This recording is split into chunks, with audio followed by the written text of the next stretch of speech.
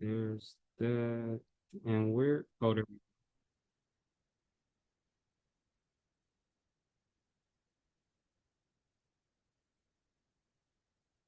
All righty. Good evening, everyone. We're gonna know people are still coming in. We're just gonna get started though. Uh, there's it's like a lot to cover. Um, so boom. Uh,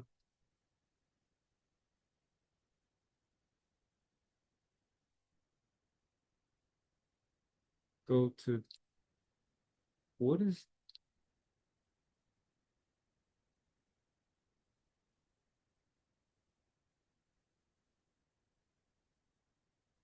that meeting is being recorded, man. If I'm not paying attention and see that, man.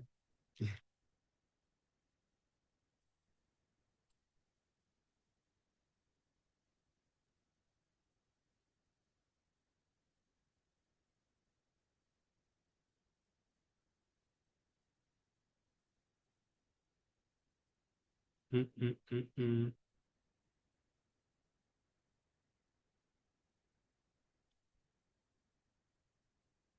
Okay.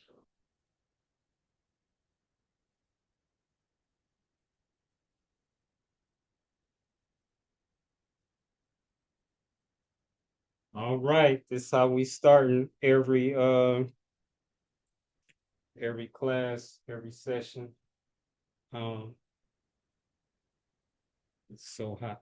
95% of the global population is actively living with illness. 2.3 billion people live with five or more chronic health problems. 19.7 million annual deaths caused by cardiovascular disease. 10 million lives claimed by oncology conditions every year. 20 million new cancer diagnoses recorded annually. 3 billion plus individuals struggle with neurological diseases. 2.5 billion people are clinically overweight or obese. 1.5 billion individuals live with chronic liver disease. 850 million people suffer from chronic kidney disease. 800 million individuals are actively fighting diabetes. And I just think it's interesting, man, that you never hear about that. Like, this is what's going on that's never being talked about. And I'm gonna say the majority of it, because there could be like some of this could be caused by, vaccines and like some miscellaneous things, but at least 90% of this is caused by eating fake foods or being addicted to fake foods. And it's important to hear that because nobody's saying it.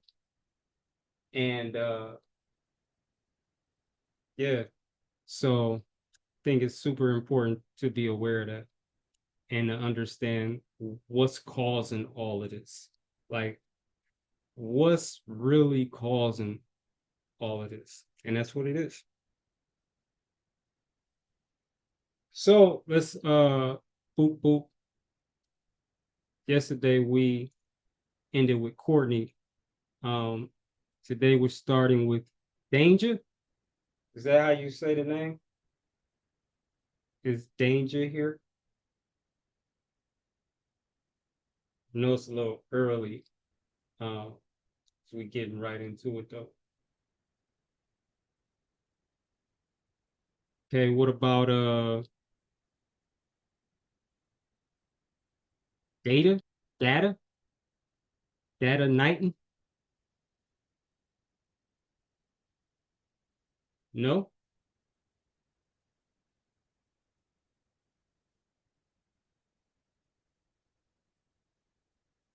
Okay, what about David? David Clark? Yep, I'm here. Ah, Wait, okay. Ah, there you go. How you feeling, brother? Yeah, get a little tired, but other than that, pretty good. You made it. You still made it, regardless. Mm-hmm. Yeah, How's your washout been? it's going good. It's not as hard as I thought it'd be, but just low energy up and down, energy levels up and down throughout the day. Mm-hmm. Let's see. So what is your like where would you like to be like at some point? Like what is your goal? Go, Are you I eat a trying lot to of, just eat fruit?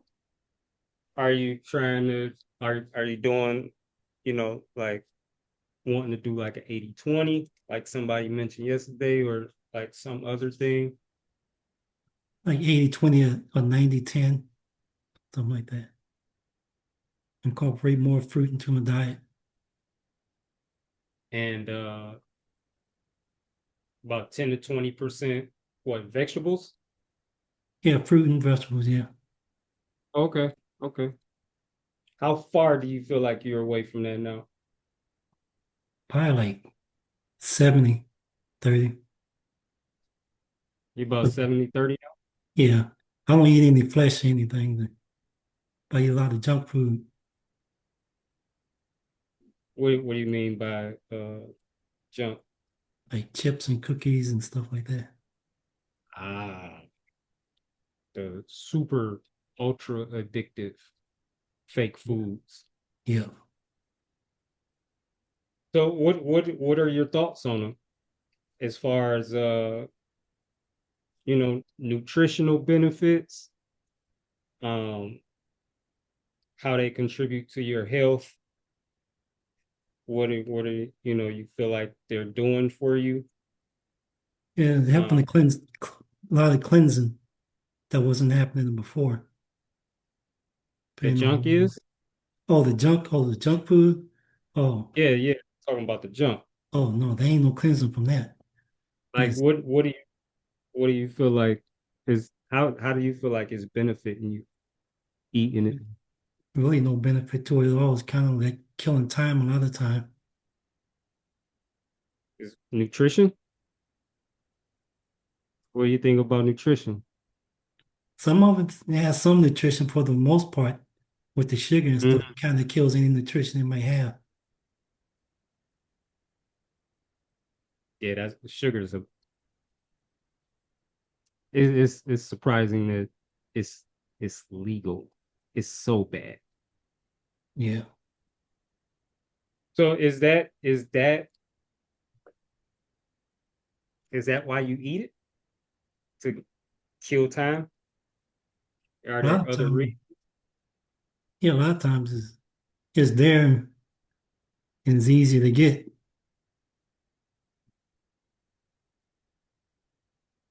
Are you able to set it up to where it's not there? Yeah, yeah, at home. Yeah. Hmm. So you just haven't wanted to. Yeah. So basically, you're not really ready to give those up. Not 100%. No. Yeah. Okay. Working Um, to working towards it though. right, right. Do you research? Like, do you Yeah. do any research on on those items that you eat? Yeah. Like read the labels, look up ingredients, Oh yeah, I read the labels, yeah. and you look up the ingredients Yeah. like regularly, Wouldn't say regularly for periodically. periodically. Yeah. Should definitely make that like a habit. Um, I would do it like every time, like before you eat. If you, I don't know, pull out like a pack of cookies before you eat them, I would look at the label, read the label, Hmm. and then just search about 3 to 5 of the ingredients. You know, it could be the basics like sugar. Just kind of reinforce what you already know and learn some new things about it. Sugar is bad. It's Hmm. so bad. If you knew, like if you were like really solid in your knowledge of just sugar, that would eliminate probably most of what you eat that's not fruit because they put it in everything, Yeah. and one of those reasons being to get people hooked, right? So it's definitely not food. It's highly addictive. It's a poison. Are you aware of that? Yeah. Are you aware of it being a poison? I know it's highly addictive. I know it's not good for your body. I never thought of it like poison. Yeah. So like when I say poison, I just mean, like Not healthy. if it's linked to diseases, that's poison.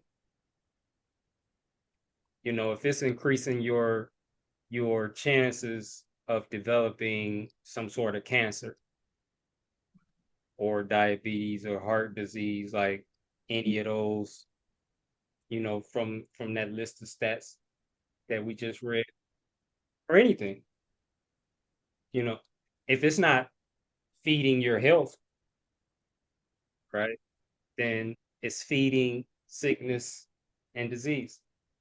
Like you're always feeding one of the two. Something's eating, something's always eating. It's either health or it's disease. And sugar feeds disease. So every time you eat something with sugar in it, that's what you're feeding some sort of disease. And you know, um, I don't know, one of the scary parts about that for me, like me personally, is just the mystery. Like you have no idea what disease is eating or what you're feeding. Like you likely won't find out until there's the full manifestation of it. Like you won't know, like when you're like say I don't know, say it's like a pancreatic cancer. You won't know what's going on when that cancer is 30% formed in your body. And like there's no symptoms or signs or anything. 40%, 50%, you still feeling amazing. But inside of you, there's this cancer developing and you're feeding it every time you eat. So if you're eating, say, like 3 times a day, 4 times a day, then 3, 4 times a day, when you're not eating fruits, when you're eating this junk, you're feeding cancer. Or it could be heart disease that you're feeding. Or it could be diabetes that you're feeding. Or it could be liver disease. It could be kidney disease. Like there's no way of knowing, until boom, there's the full manifestation of it. And then, you're talking with a doctor and your doctor's reading your paperwork and telling you that you have this condition. But that's absolutely what's happening. There's nothing beneficial about sugar at all, unless you count the high that it gives you especially when mixed with other things. That's it. Like it's like It's like killing yourself, really, like slowly committing suicide. It's like every time you eat, you're self-harming and you're self-sabotaging, like self-destructing. Dude, well, how do you feel about that? Like, what are your thoughts on it? You disagree? No, I think it's a good way of looking at things if you want to move forward, move beyond it. Nothing Yeah, to, now if you cool with all of that, right? If you cool with, you know, having cancer or like whatever disease, like if you really don't care, and if you really don't care about being healthy, you don't really, if you really don't care about spending, I don't know, like your last 20 years, 30 years, 40, like however many years, you know, with disease just dominating your body and, going to the hospital, like that's just becoming like a regular consistent thing that you have to do, you know, for help managing symptoms of whatever condition you have, you know. Um, like if you're cool with all that and being on prescription drugs, which just further poison your body even more, then then it's like, well, continue. Like you're doing a great job.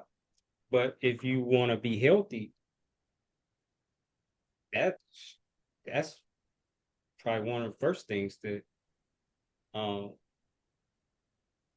you gotta let go of.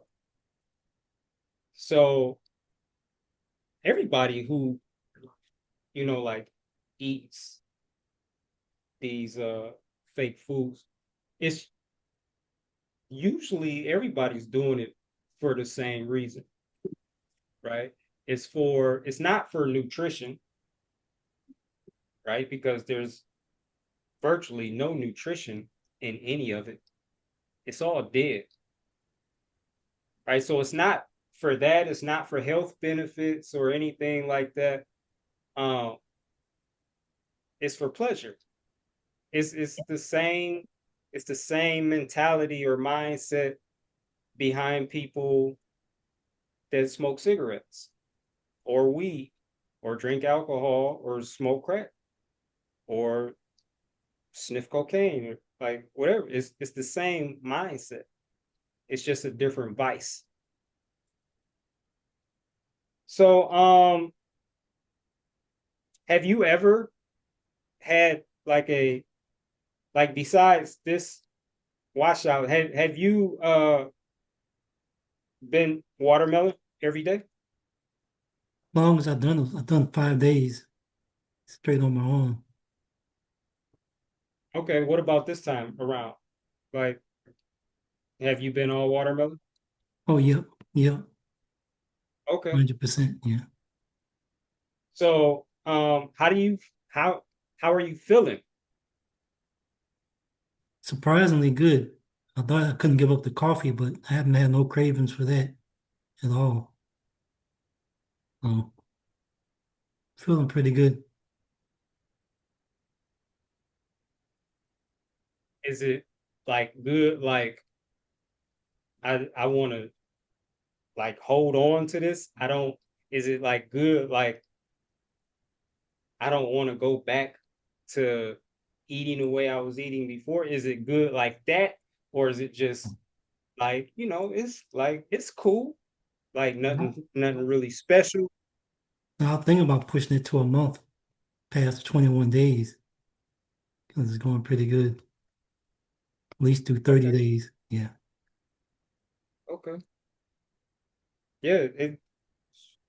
It definitely it wouldn't hurt, No, it wouldn't hurt. right? Um,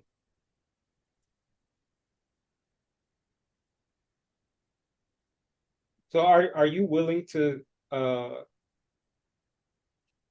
that would help you a lot if like are you willing to like daily. Um, just start, researching ingredients. Yeah. Right now, since you're just eating watermelon, um, you know, there's nothing in front of you, you necessarily. Or like if you still have things in the house, you know, that like if you could do it without you know, like being tempted, Mhm. you know. Um, if not, then you could just maybe go from memory or maybe look things up online. Um, I really feel like even if you grab something and say like you're tempted by it, once you read what's in it and you start looking these ingredients up, then it's gonna turn you off. And whatever temptation was starting to form is just gonna dissipate. I used to have my son do this. Um, when I don't know, he's probably like 10, 12 years old, like somewhere around there. But when he would want some junk, I would tell him to read the ingredients label first. And then I would have him look up, I don't know how many ingredients, but like at least like a few ingredients.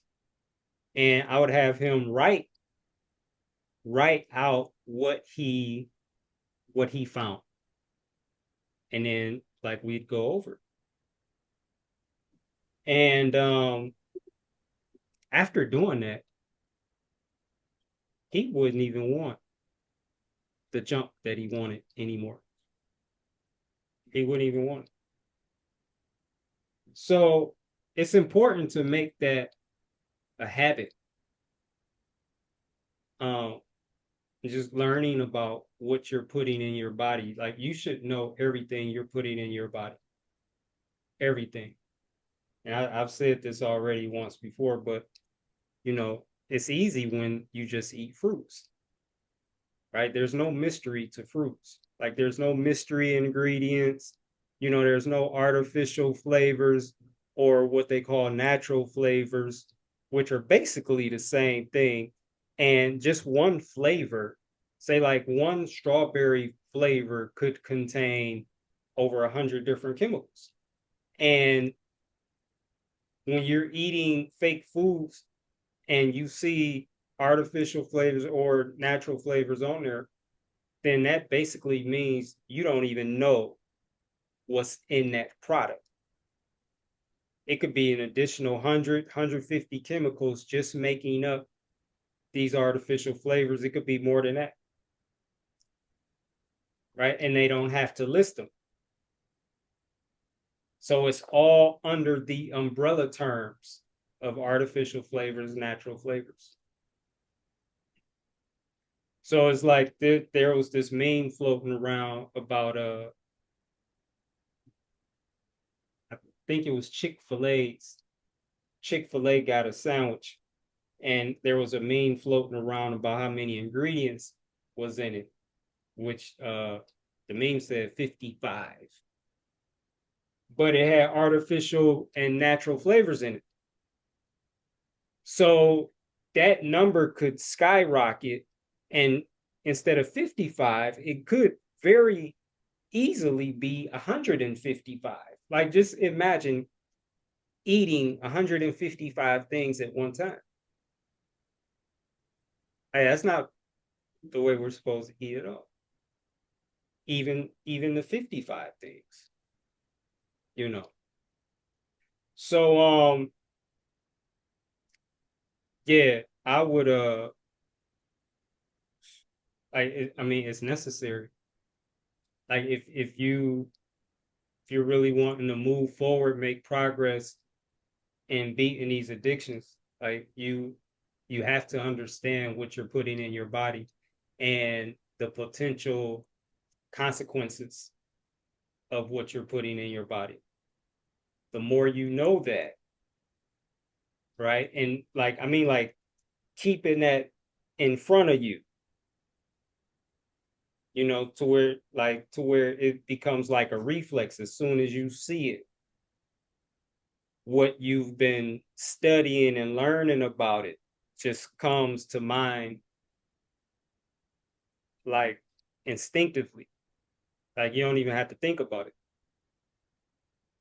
And you you start you stop seeing these things as food, and you start seeing them as highly addictive substances that cause cancer or diabetes or like whatever, just cause disease, period. The clearer your vision becomes in seeing things for what they really are, instead of what we've all been trained to see when we look at these products, the easier it gets. Because if you're not trying to kill yourself, you know if you're not trying to have cancer or whatever, then and then you like connect the dots that everything you're eating that's not fruits is taking you to an end that you don't want. Right? Like you're creating through the way you're eating. When you're eating fake foods, you're creating a future that you don't want. You're creating a future full of sickness, full of disease, full of hospital visits, possibly full of surgeries, full of prescription drugs, full of pain in your body, full of deteriorating health. Like, these are all things you're feeding and you're creating when you don't eat real food. When you eat all it's bullshit, all of these poisons, right? So, um, I'm gonna be saying that a lot because everybody, again, like everybody, it's kind of like everybody has the same story. There's just, you know, their version, right? Like everybody who's eating these fake foods, like there's nobody doing it because they think it's nutritious and it's healthy. So everybody's doing it for pleasure, for comfort, to relieve stress, uh, basically to feel better, you know, relief from anxiety, relief from depression, for peace. If you sum it all up, that's ultimately what everybody's going after. Everybody's going after the same thing. It's just everybody has their own path to get there. And, I'm not saying it doesn't, like, you don't experience peace on these other paths, but it's at what cost? Like, what are you really paying for that pleasure and for that comfort and for that peace that you're experiencing when you eat fake foods? Because the cost is much more than, say, like the $4.99 or the $7.99 or like whatever you paid in the store. The cost is much higher than that. It's like there's hidden costs that, like me, which you probably already aware to some degree, but I'm somebody that's kind of shouting out what these hidden costs are, and just showing up to make people aware of what eating these poisons, these fake foods is really costing them. All those stats that I read off in the beginning of this. The diabetes, the cancer, the heart disease, all that was also part of the cost of that quick piece, like those instant fixes. You know, when people are eating for pleasure and comfort and woo woo woo, that's part of that cost that comes somewhere down the road if you don't change your course and put those fake foods down and real food only. That's all that should be going in your body. Real food only. Anything else is poisonous to your body.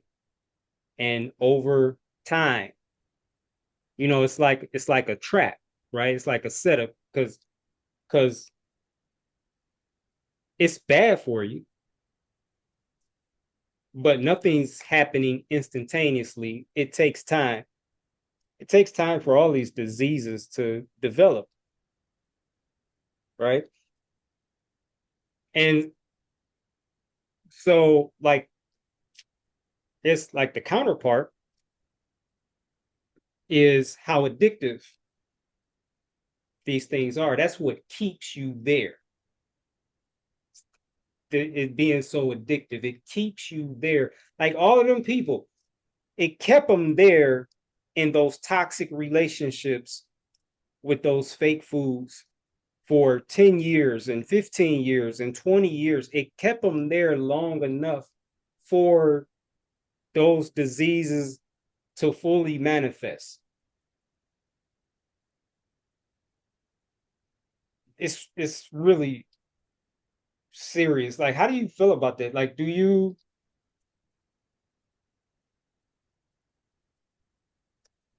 see this as like a serious and an urgent matter that you get off of the fake food totally and only eat real food? And does that part make sense to you? Well, yeah, it makes sense. And yeah, pretty much because you never know when shit might hit the fan. So the sooner the better. Because if it's Yeah, something lurking in your body, you never know when it might come up. Best to push it out. yeah, yeah. And this one thing that was a little scary to me is that you don't know where you are. You can't see what's going on inside of your body. Mhm. So like I've talked to people in the past, like just like how we're talking, but like face to face. And like I'm talking to you, I'm looking at you, like you show no signs of like any problems. Like you don't come off as like you're feeling bad, you're feeling sick, you know, or anything like that, right? And people in that very state working out at the gym, in my case, like person that I knew personally at work having a conversation, and then boom, seconds later, they're dying. And there was no warning or like nothing. There was nothing. There was no signs, there was no nothing. So you can't see what's going on inside of your body, but you better know without any doubt that when you're putting things in your body that don't belong, which is the fake foods, they are creating disease. They are feeding disease. 100%. 100%. So yeah, and that's it's mandatory, man. Like, I mean, that's how I feel about it anyway. It's mandatory. It's not like an option to learn about what you're eating and to research the ingredients and to look them up and look up, you know, the side effects or the diseases that they're linked to. You know, it's like I said yesterday, you could look up sugar. Why is sugar bad for me? You could look up, let's just say, like if you ate flesh, why is flesh bad for me? You know, you see a ingredient like methylcellulose. Why is methylcellulose bad for me? What is methylcellulose? Why are artificial colors bad for me? Why are artificial flavors bad for me? What are artificial flavors? The more you know, the more it empowers you. And the less and less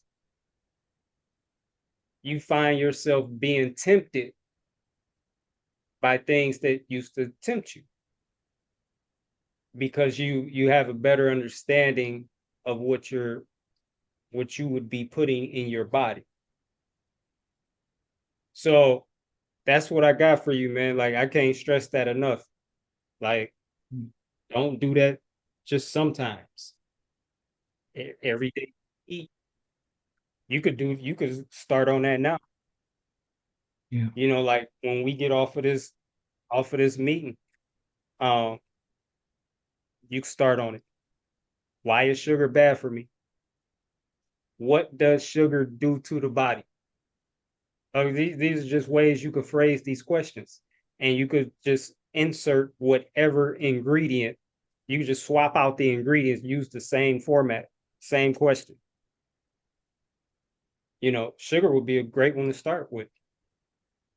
Because like I said, if you get like a really thorough understanding of sugar, you eliminating almost all of your diet that's not fruit. I don't know of anything that doesn't have sugar in it, whether it's a fake food or a beverage. So yeah, I hope that helped, man. Oh yeah, I appreciate it. Yes, sir.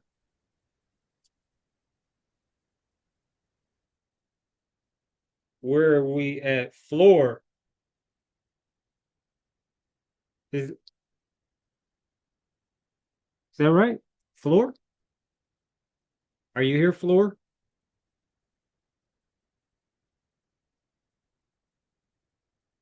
I kind of feel, I think I feel when someone's not here. I don't think she's here. So who's next? Jillian. Are you here, Jillian?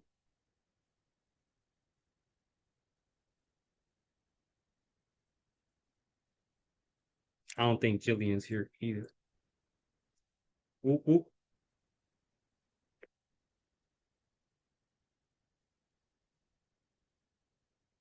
All right, if I should happen to like say like if you're here and I just scrolled off your name too fast, you know, um, just put it in chat. John, John Slaughter. I remember John from the washout, from a previous washout. Is John here? Mr. Slaughter?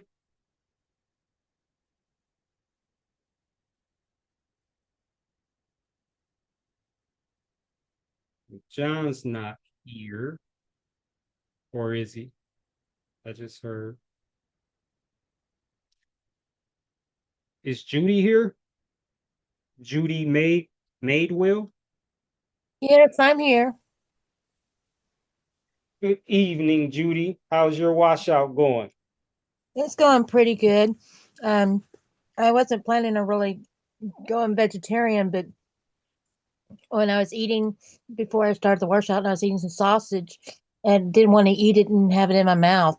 And so, I mean, the meat, I can see the meat being gross and flesh and blood, but I looked up about the milk and I didn't see it being pus. Okay. Is it? Well, there's here. since let's see. Let's try to do this, see how this goes.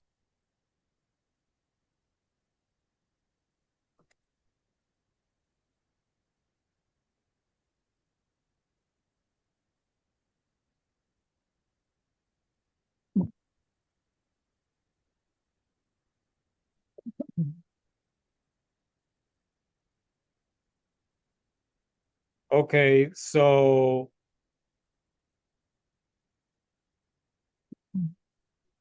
you can see my screen, right? Where it says the acceptable SCC for grade A milk is typically below 750,000 cells per milliliter. Um, a pint of milk could contain up to about 354,000 pus cells if at the acceptable limit. Now I've seen higher than that. So I've seen like a lot of memes about this. But so like you get, it's not uncommon to get, like different information, like here saying 135 million pus cells. This is what there's everything that they're saying is in these bodily fluids. So 135 million pus cells, bovine growth hormone, antibiotics, feces, and 51 milligrams of cholesterol.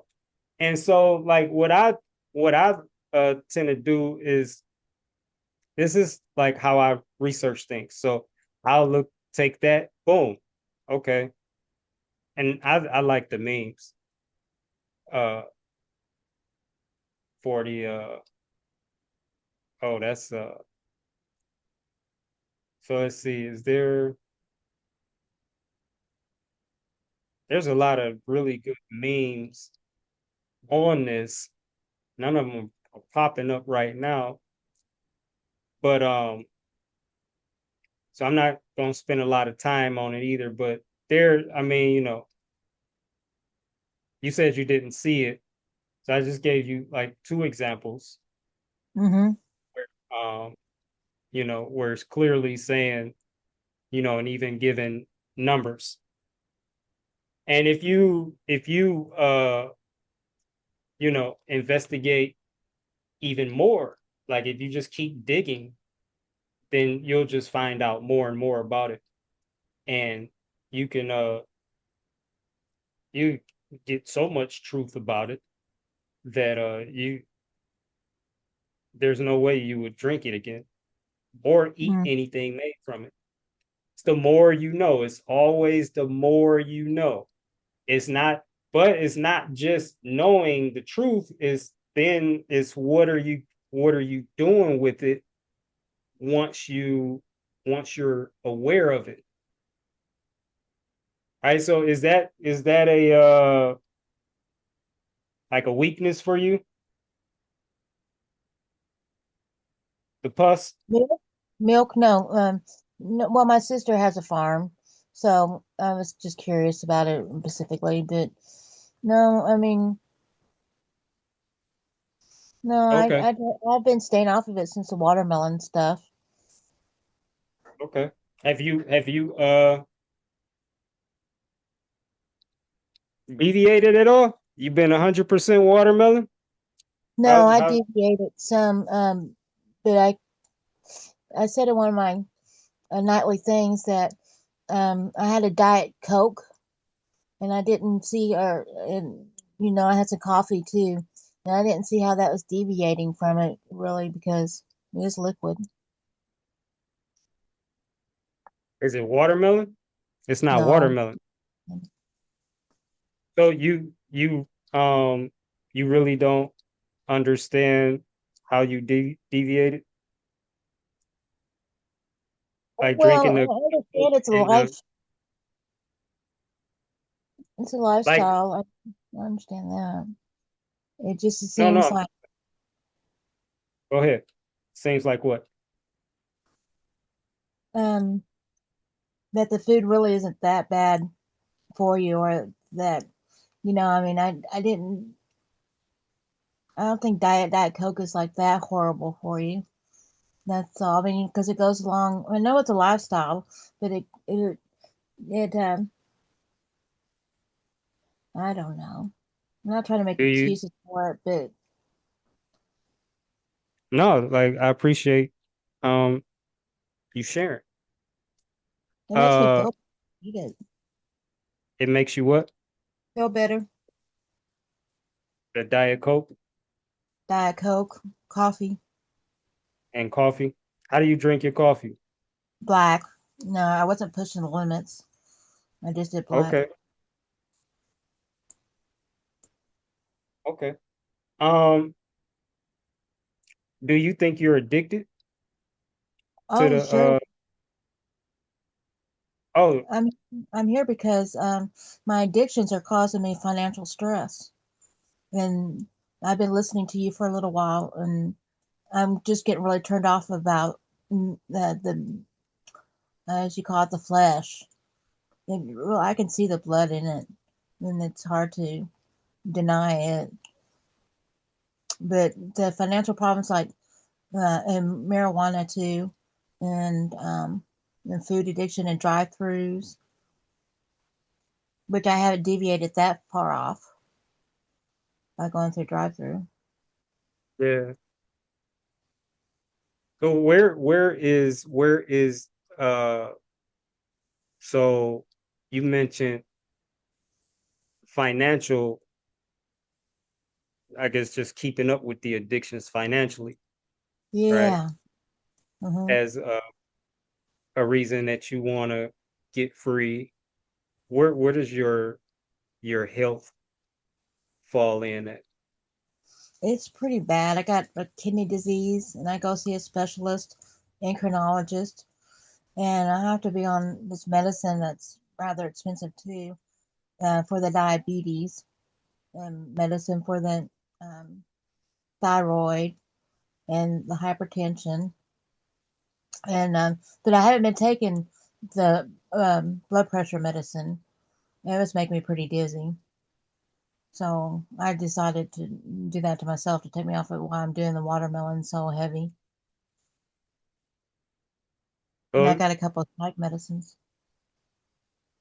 see, that's do you when I was just talking about um the other costs associated with eating fake foods, Yeah. does that make sense? Like these conditions that you're dealing with being some of those other costs, in addition to like whatever you paid in the grocery store.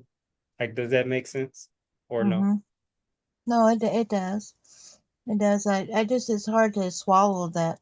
I've been lied to about all these different things so long, and I got a diet mentality, and I understand it's a lifestyle, but that's just my mentality. Does does it Like make you I think you're going in and out. well, I was just saying, like I like sugar-free stuff, and that's my mentality. I got a diet mentality, but I'm sorry that I do. You know, I've gone up and down in weight so much, and right now I'm down 10 pounds since the beginning, and I'm pretty happy about that. Congratulations Thank you. on your weight. Is that one of your goals? Yeah, yeah. I don't have a particular number in mind. Of more like a size. I like to be a lower size, smaller size. Okay. Okay. Yeah. Are you close to that? Um. Oh, I don't know. I'm a set 160, and I saw 160 today on the scale. So I don't think I'm that far off. Maybe, but I've been well overweight all my whole life, so I'm not expecting to be thin. I just would like to have energy and not stress so much about my addictions and the cost of them. And I got some like cigarette smoking going on too. So what's at the root of all of these these addictions? Well, a lot of it's loneliness. What's at the root of do you understand um the things that you mentioned?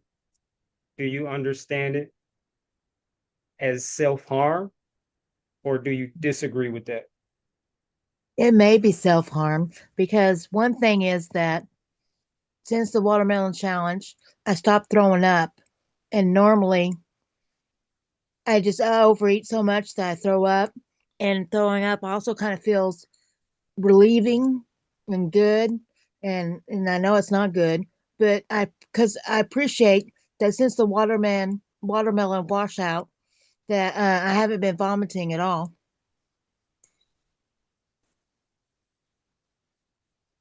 That normal for you?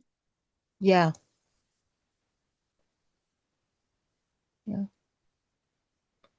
But I'm grateful. Like I can tell the difference that um it just feels normal that I'm not vomiting. It's just impossible to I tried before to get up watermelon and I didn't know So that was going to happen. before this, how were you eating? Like before the watermelon, the washout, how were you eating?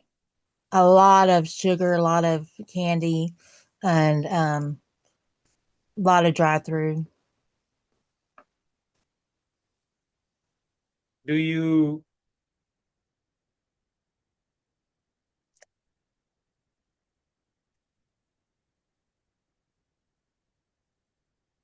do you ever, well, you probably just from a, well, I'm not gonna say it, but do you believe these fake foods are like benefiting you in any way? Like Mm. nutritionally speaking? Oh no, not nutritionally speaking. No, I don't believe that. That if I heard you say or somebody say that fruits are meant to be eaten, and I thought about a lot about that since then. I want to eat fruits that I want to eat vegetables. I want to eat well whatever it is that's supposed to be eaten. I don't think that bread is a good idea. That just keeps the weight on and whatever. And they say it turns to sugar and all that. I mean, I read labels. I read carbohydrates and sugar content usually. What about the ingredients portion? Sometimes, I mean, it's a lot of stuff I can't pronounce, and it's kind of crazy. See, this is gonna be just a common thing across the board, uh, where people are not understanding what they're putting in their bodies because they're not reading. Like, I mean, like, you should read anything with a label. And if you go, to like, say, like a trap, like McDonald's, Hmm. you know, like you should be going on their website because they don't, as far as I know, from what I remember, like they don't list the ingredients, like on the menu or anything. Um, but they are listed on the website. You could find the ingredients for anything on their website, as well as like all of these traps, you know. Um, and if it's something that you can't even find the ingredients for, you definitely shouldn't be putting it in your body because you have no idea what you're putting in your body. But Why guarantee you why it's do they poisonous lie to to your us so body. much? What'd you say? Why are they lying to us so much about it? I mean, they provide milk for us. They provide this and that for us, and it just it's shocking. It's shocking to find this out.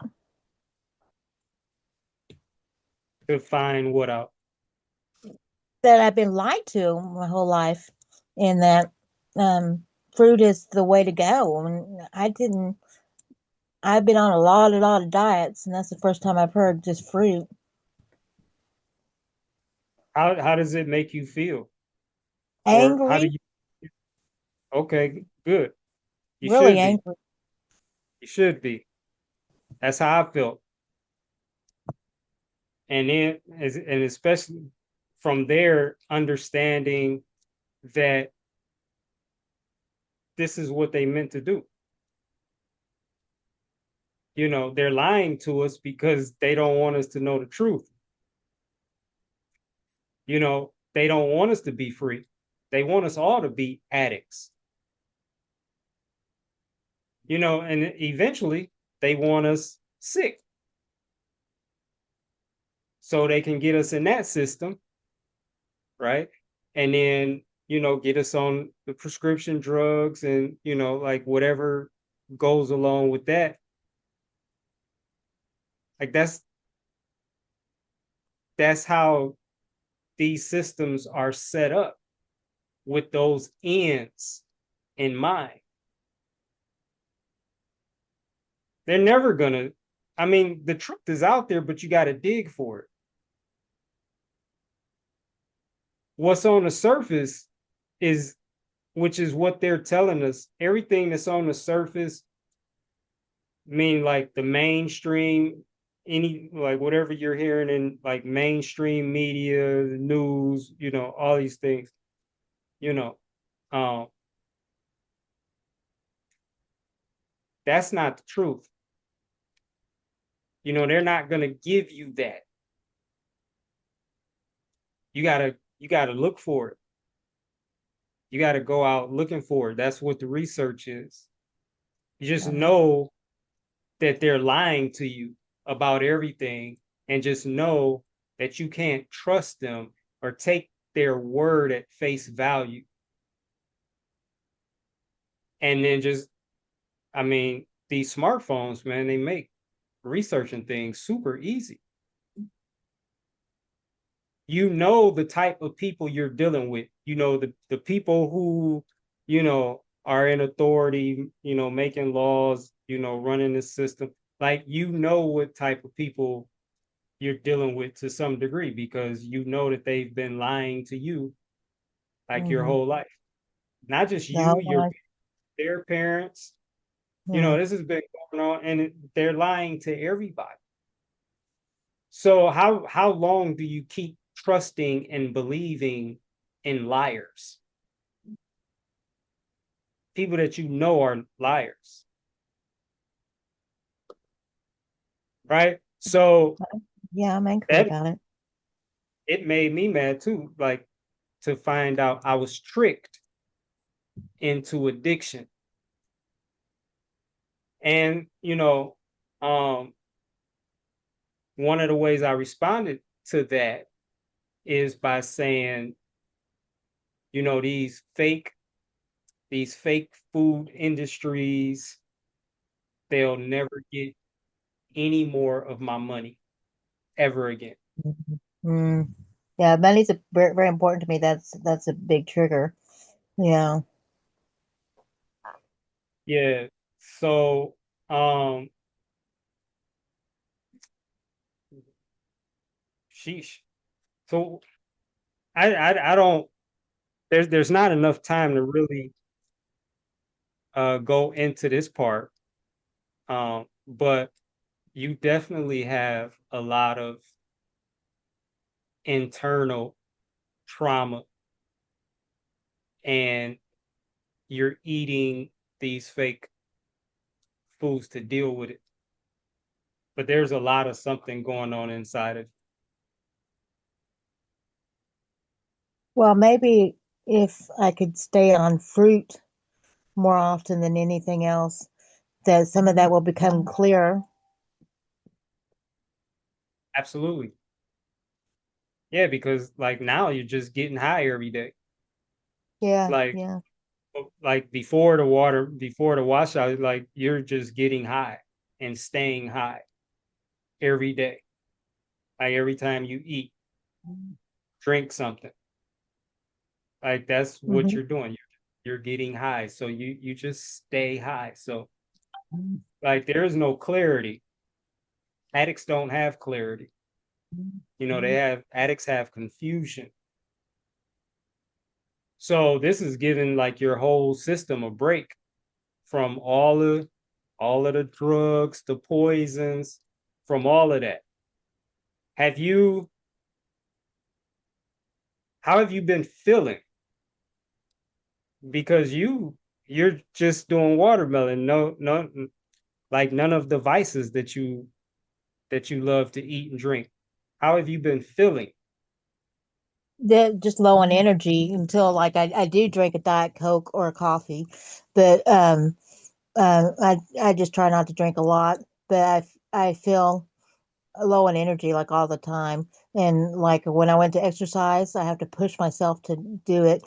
But that's a lot of vices not to do, you know. And I've been smoking off and on cigarettes. Well, I mean, you know, it's not it's not something that you just stop overnight, right? Hmm. Um, but you should at least be aware of the things that, or how do you feel about it?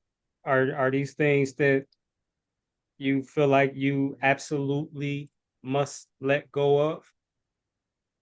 I've let go of so much in my life, and I found out about war in the Middle East and all that crap.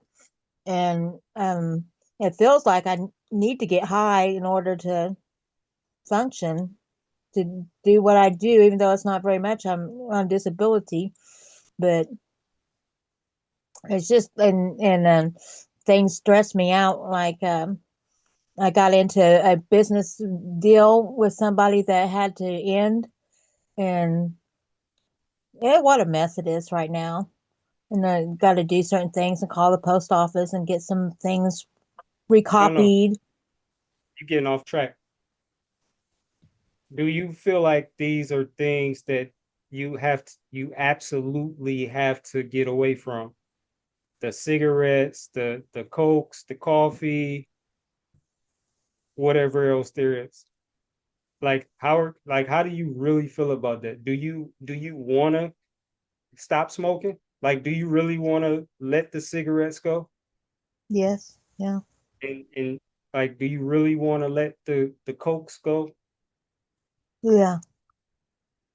So like technically you haven't really done the washout up to this point.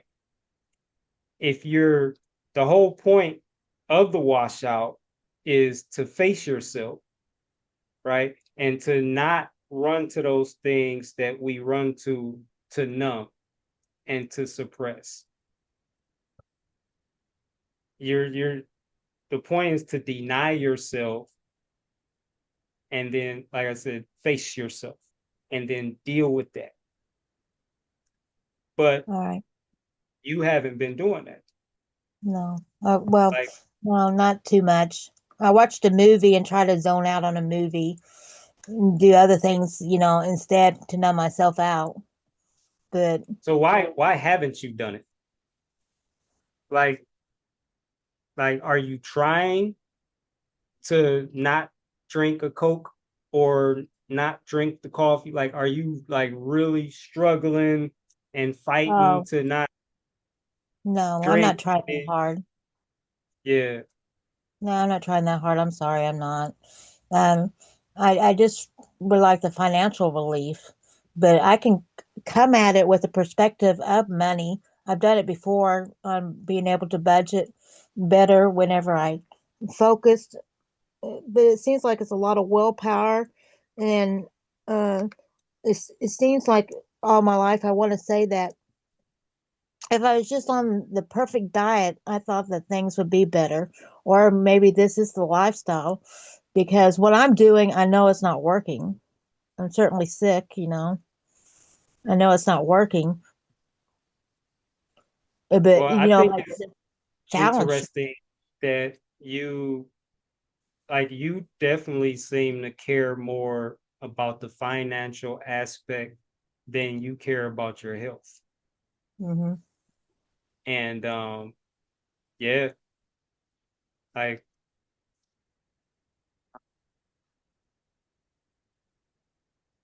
I like the I don't group I though. don't I don't feel like you don't seem like you're ready, like you're really ready to be addiction free.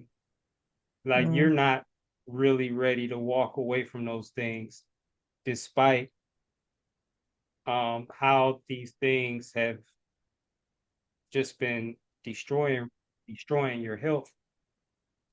It's like the health doesn't even like really matter. It's the finances. That's so yeah.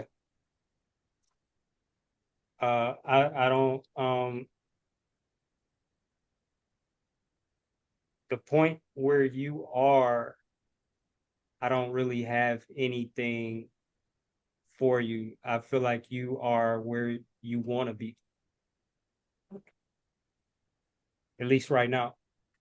But like just the fact that you're in the washout, shows that to some degree you want something different.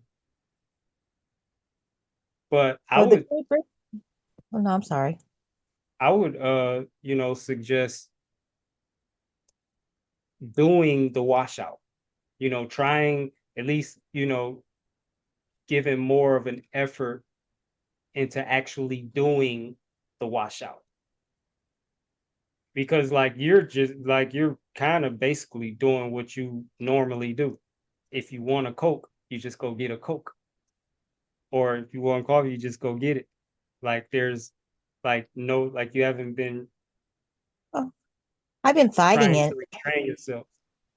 Well, you No, I said that you haven't. have.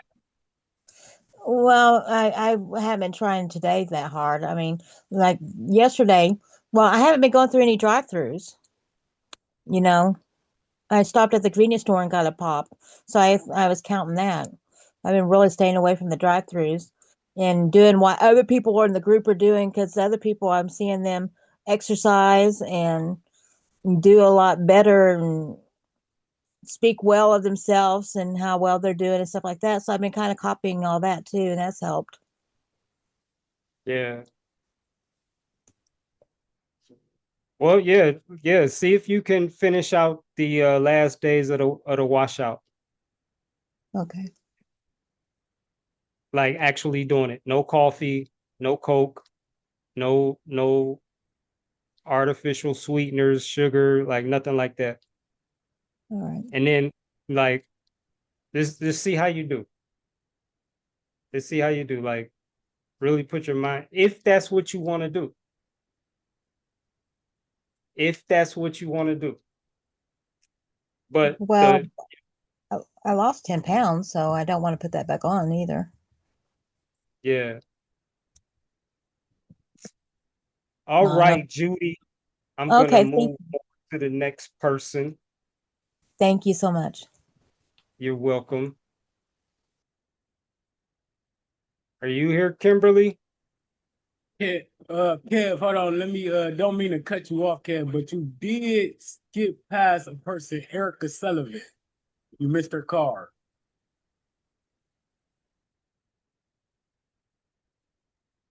No, I'm going in the order of what I have on here.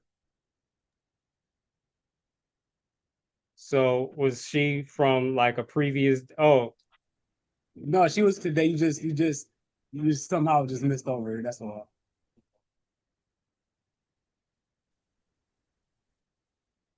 okay. Erica, you here?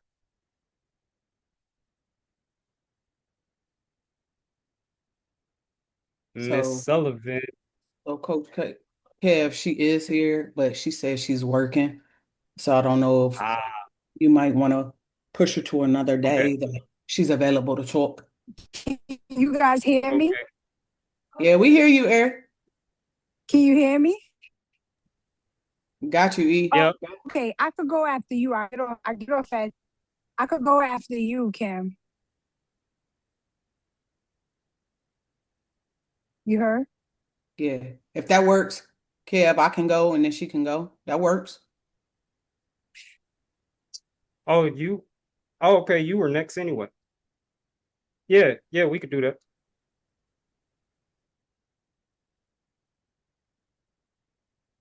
All right.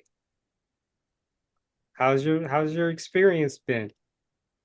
So I guess I'm really not new to this, but the newness of this is I've never done a mono, completely mono. So this is my first mono for the duration.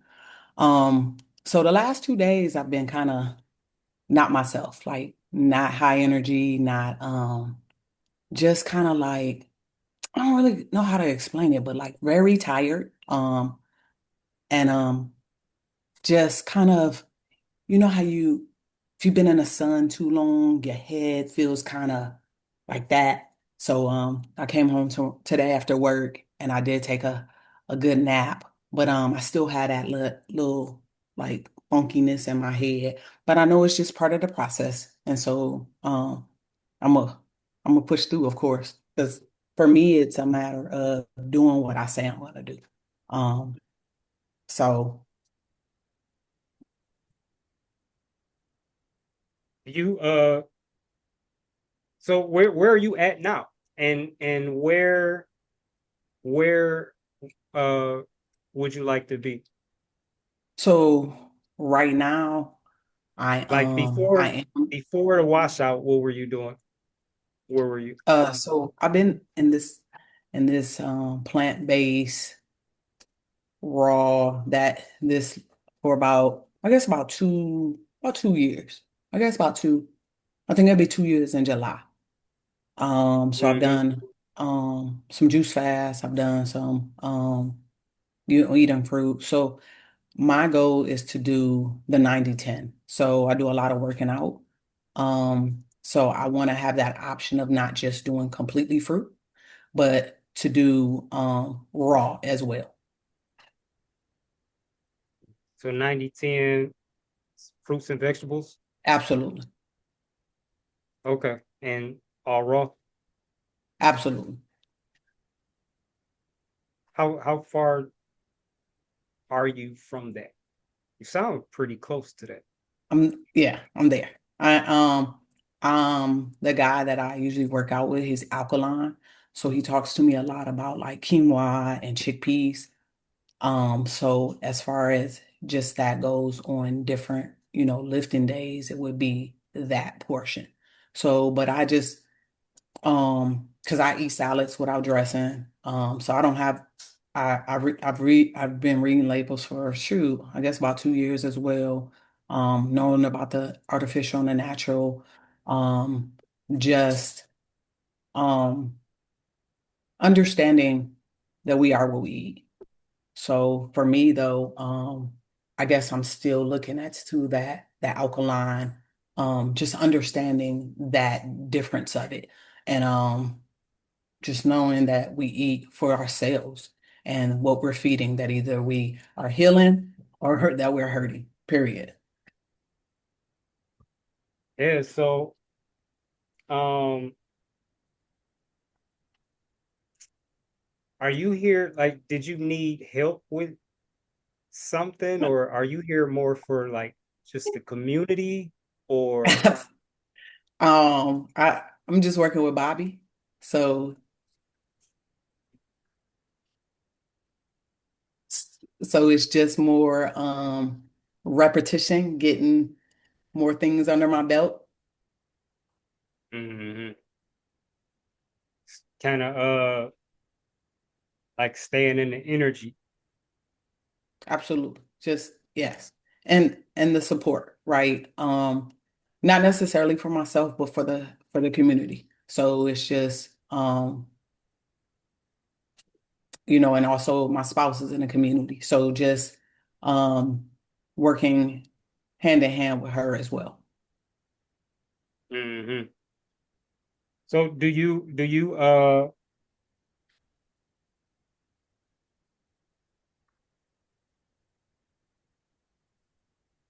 before the washout, like you're pretty close to 90-10. Like is it hard? Is it challenging? Uh, or is it like effortless? Are you It is. cruising? It is the biggest test. My mom turned 89 last Saturday, and we had a house full of people from different places, right? And it's a mindset thing for me. It's always been, I mean, I'm retired military. I'm a civilian in the military, so it's always been up here, right? So for me, it's I'm gonna do this.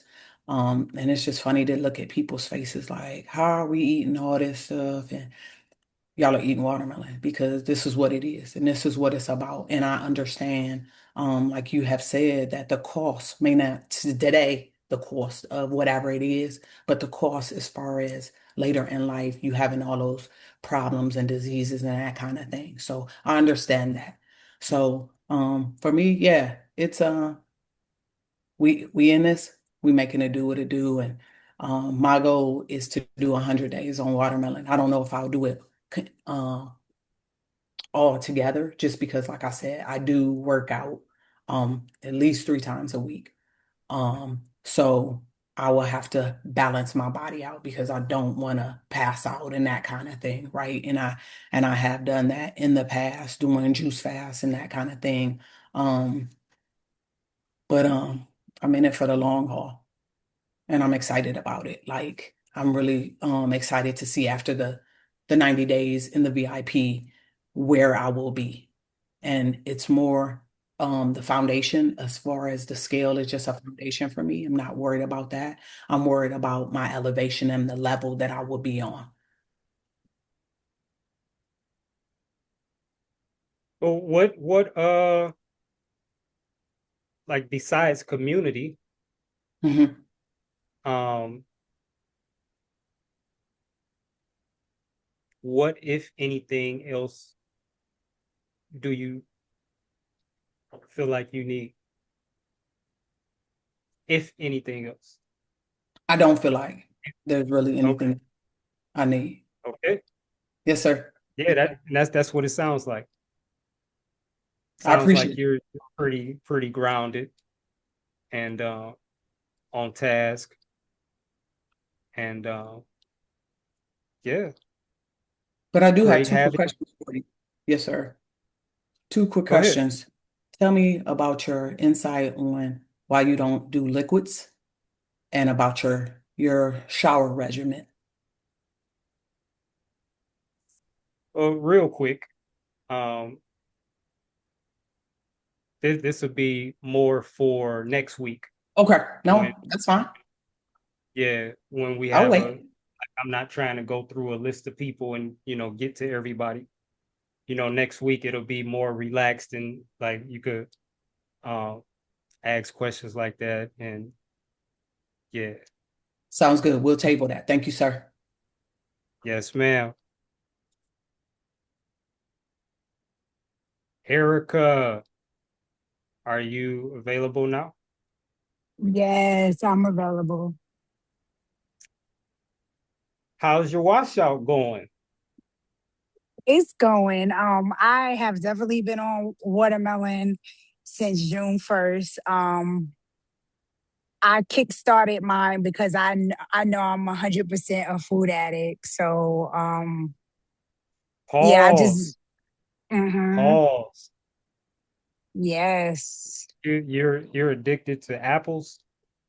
No, well, I'm 100. I don't eat flesh. I gave that up March 2025. But processed foods, baby. Fake foods? Yes, Fake processed food? fake foods, like you know what I'm talking about. And the number one stuff is the sugar, which you was just talking about. And I think I'm suffering from cognitive dissonance. So I know is wrong. Like I cannot even sit on this line and tell you that I don't know all the things. The only thing that I haven't been doing, I read the labels, but I haven't been researching the things that I know already aren't good for you. So I'm definitely going to implement that into my toolbox because I'm here because I need all the things. Like I need the mindset change because I need to connect the dots between what I know and my addictions because I am very afraid of dying. very afraid of being sick and crippled and losing my ability and quality of life because I watched my mom have 2 strokes. She died from cardiac arrest. I come from a family of addicts, whether they was addicted to alcohol or drugs, whatever it was, they were addicted on both sides. So I'm definitely looking at this program as rehab, and I'm here to change my mindset. Like actually start saying things like flesh and um poison, and think of chocolate chips as roaches. Like I need all that mental reprogramming. I definitely do. Never really liked meat growing up.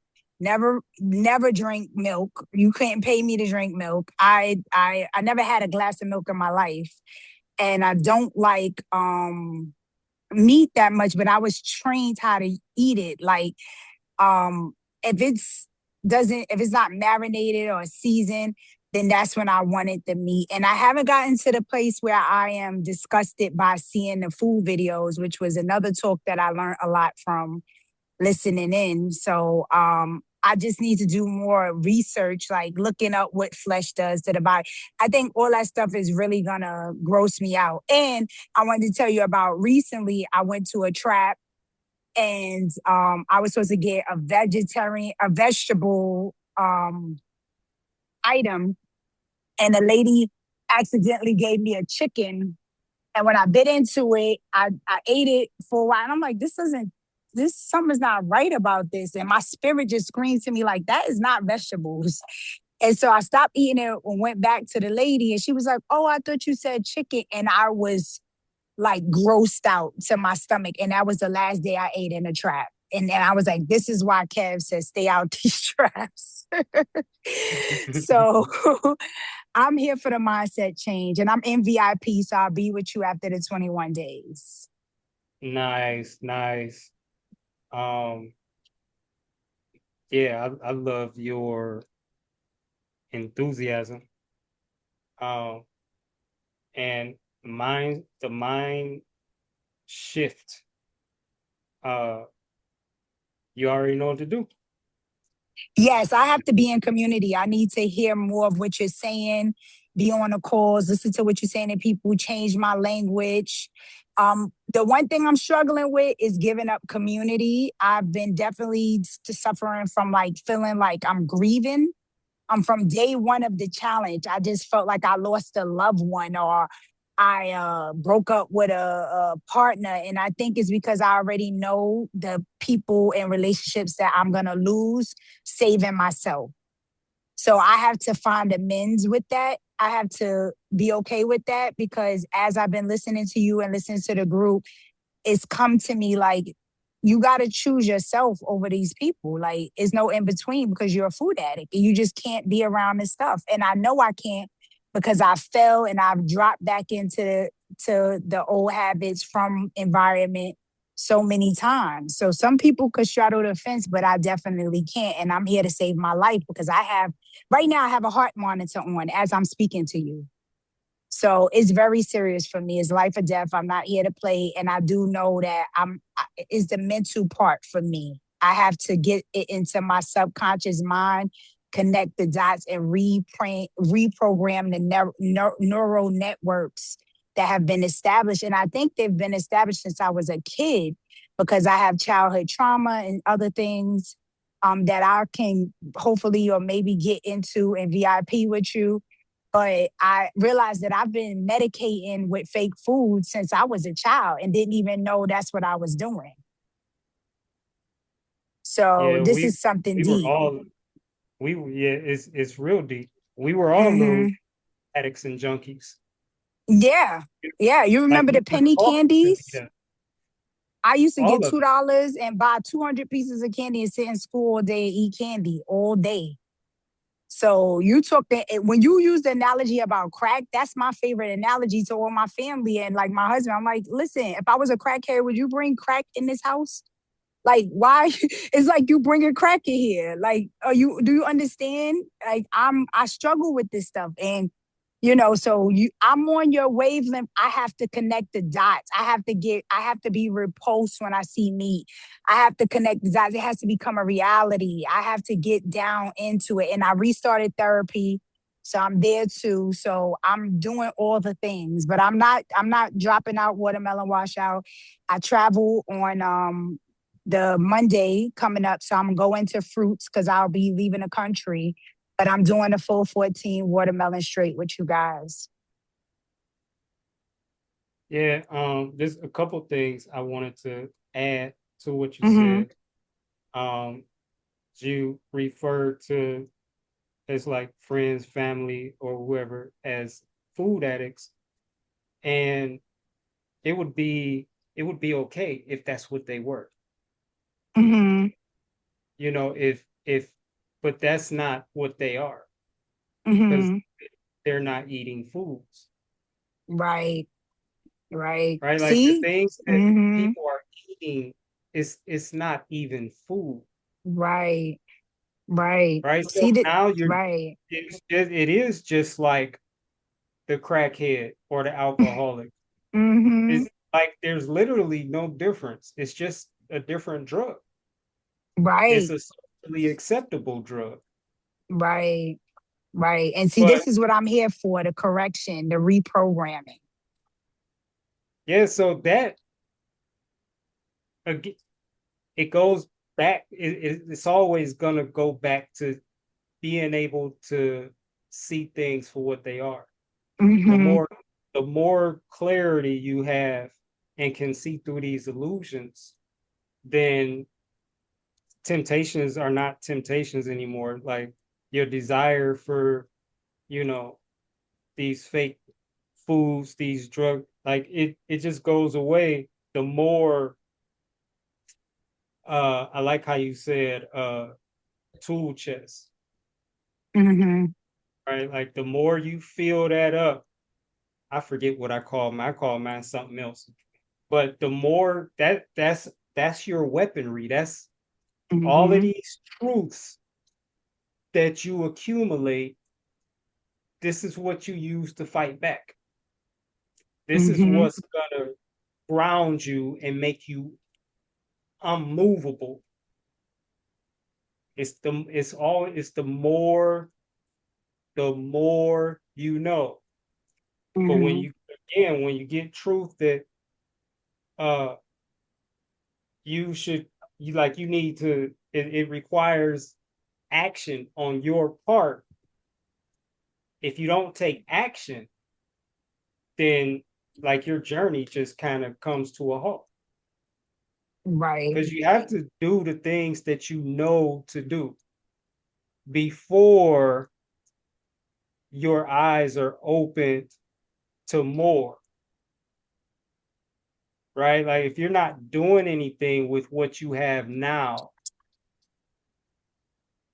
you're not getting more for you to Mm-hmm. not do anything with, Right.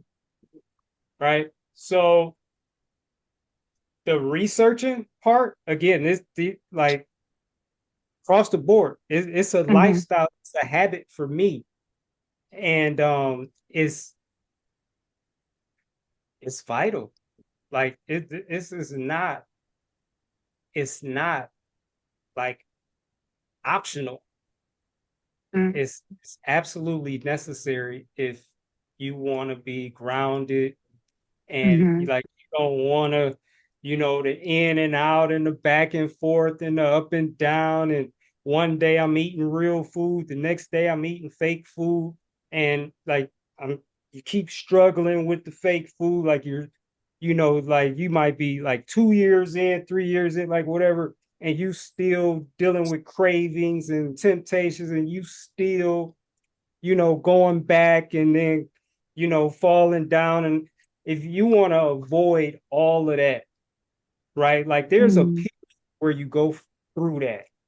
But for me, when I found out I had these addictions, like I ate fruit for a year and I fell off. And during that time, I had no clue. Like all these things I'm sharing with y'all in these meetings, I had no clue as to what was going on. I Mm-hmm. didn't know I had addictions. I didn't like nothing. Like I was totally ignorant of what was happening and why I was having dreams like almost every night, like at least once a week, having dreams about eating things I didn't want to eat no more. You know, the Mm-hmm. thoughts like the just being like tormented with thoughts of and like imaginations, like visions of eating things that are like all of that. I didn't know what was going on. Now I understand it like pretty well. Mm-hmm. Right. Yeah. And the thing that got me past all of that is, and I live by this stuff that I'm telling you, is researching everything I was eating and the ingredient, like researching the ingredients, looking up Mm-hmm. everything, like finding all the dirt I could find about a particular ingredient. You Mm-hmm. know, again, like some of the questions I would, you know, what is this ingredient? Like, what is red dye 40? Mm-hmm. Why is red dye 40? Like, I just assume it's bad for me. And why is red dye 40 bad for me? What does red dye 40 do to the body? Mm-hmm. You know, and like you can never know too much. Like you can't have Right. too much truth. You know, the more Right. truth you accumulate, the easier it is to just walk into life. Mm-hmm. Like You know, the way I found out about food addictions was on YouTube because I used to follow this fasting group and they you keep interviewed a saying food addiction. no, well that was the name. I'm gonna choose well, okay, That's what fake everybody food. calls it though. Yeah, yeah. So fake That's what food addictions. everybody calls it. Right. So I'm correcting myself now. Fake food addictions. The way I found out about fake food addictions was I was in a group and I was watching a YouTube of an interview and a young lady had psychological problems and she had went into how food affects her mental and how changing her diet and she doesn't do oil, sugar, any of these things.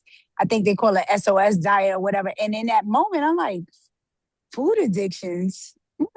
I didn't know that was a thing. And like later on, it kind of, I started looking it up and then I joined fruit addiction groups, but I was in there with people that I was like, this is not it. And then the diet that they was trying to tell us to follow, I was like, I'm not eating that stuff. I don't care. And that was my conflict because I knew that stuff wasn't good for me. And so I was like, I'm not eating that stuff. I don't care what you say to me. And so I couldn't find my place in the fake food addiction groups.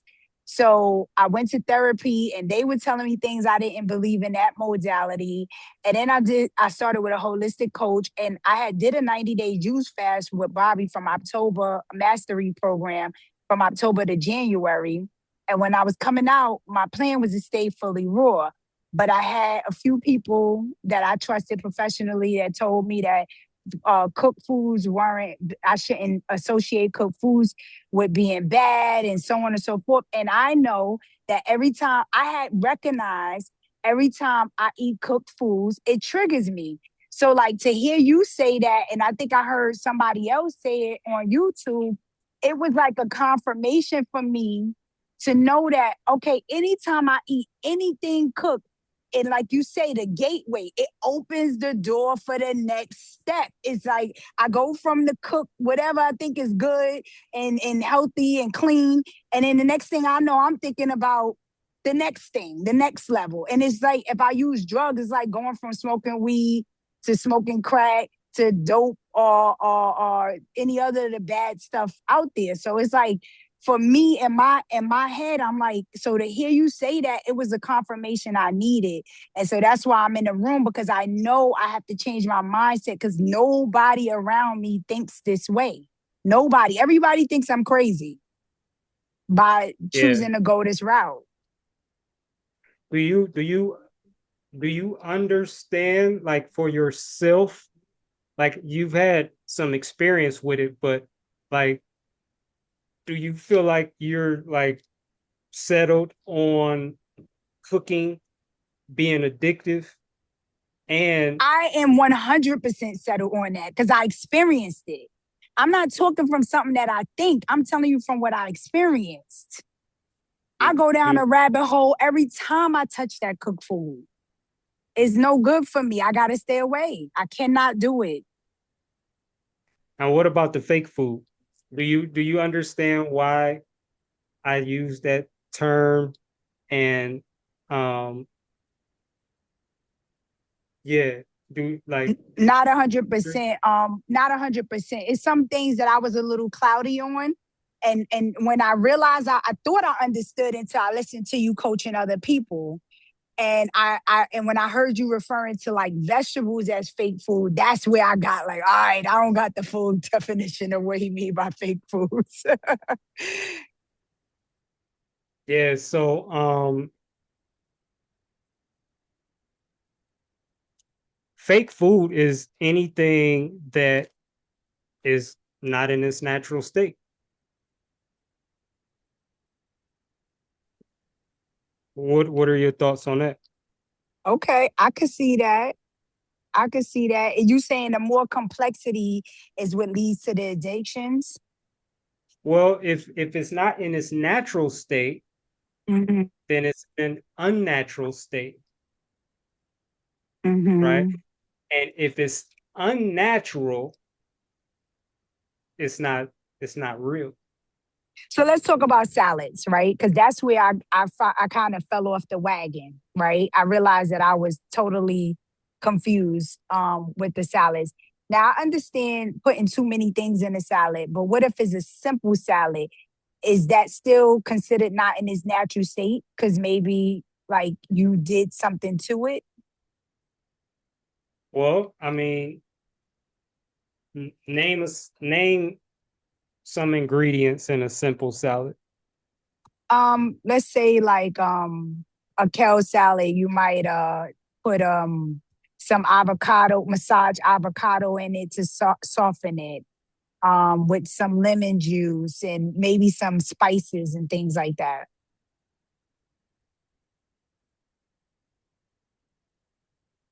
Avocado, lemon juice, and spices. Yeah, That's the and salad. on a cow, yeah, a kale salad. A kale salad. So there's Yeah. kale in there too. Yeah. Okay. Why not just eat the kale? Why not I'm just eat brother, I'm not a bowl of eating a piece kale? of kale. That ain't never Oh, happening. and see, there you go. There you go, My right there. brother, that is never happening. You would Yeah, pay me. see, so then it's like if that's how you feel about it, why is it okay to just keep adding stuff to it until you basically deceive yourself into eating it?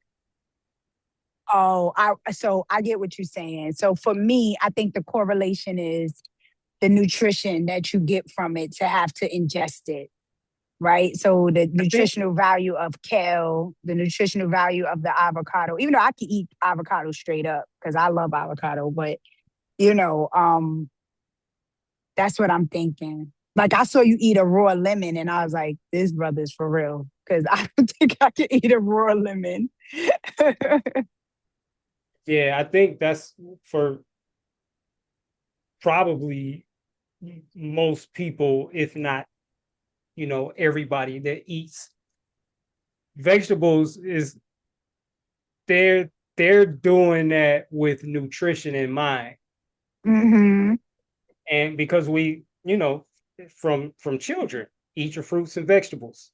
Like we've been hearing that like from our parents, you know, Hmm. parents like making you, like for me anyway, you know, trying to make me eat vegetables Hmm. Me because too. they're good for you, Hmm. because they're good for you, they're nutritious, like whatever. But I never liked them. Like there's Hmm. days I didn't get to go outside because I wouldn't eat those vegetables. And Right. I just won't be going outside, Right. because I don't like them. You're Right. trying to make something that I don't like. Now, if that had been fruit, it would have been a totally different scenario. I've been Correct. asking for more. Like, I'm Hmm. done. Can I get some more? You Hmm. know what I'm saying? So no matter what you do, like to vegetables, like even like with my mom, like she's cooking them like they're not raw. Hmm. She's cooking them. She's putting a little bit of seasoning on them. I still don't like them. Hmm. I know what you're talking You about. I know, got beat for throwing the vegetables out the window. They went on the neighbor underneath pots. She came upstairs with Arlene. She said, somebody threw food out the window, man. My mother beat me so bad about throwing them Brussels sprouts out the window. that's So I know funny. what you're talking about. But see, like if you like, so this isn't. It's not complicated, right? Like bringing everything back to the simplicity of it. It's just about eating things that you like, Mm-hmm. right? Not Mm-hmm. eating things that you have to make yourself like or deceive yourself into liking by adding a bunch of other flavors that's not a part of what you're eating to what you're eating just so you can eat it. You got to do Mm-hmm. all that. That's not something you're supposed to be eating. Like our Right. guide, our guide is just really, it's really this simple. Do you like it? Right. Do you like it? If you like it, then eat it. And if you don't, then don't. But when you get into error and out of alignment, when you start taking things that you don't like and making yourself like it, that's not what we're supposed to do. No other species does that. Right. I get your mythology. I get your school of thought. So, I mean, that's what it is. That's a law of nature, Hmm.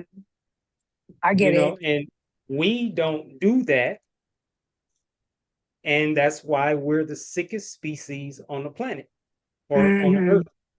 Like, Yeah, I'm gonna you have know, to study that a little bit more. I'm gonna have to get that into my subconscious mind because I think that's what I struggle with. That piece right there. Because I everything else I can totally accept.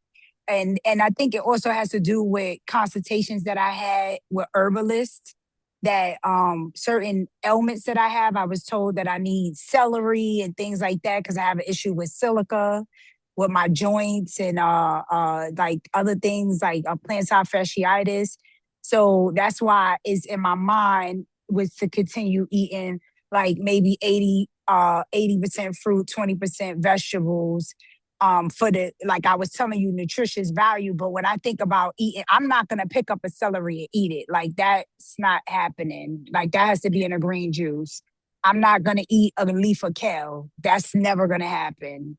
It's gonna have to be mixed with something. You know what I mean? So when I change my school of thought like that, and when I said methodology, but I meant modality, when I think of your modality of transitioning into this lifestyle, yes, 100%, I have to agree that the only thing that truly makes sense is fruits.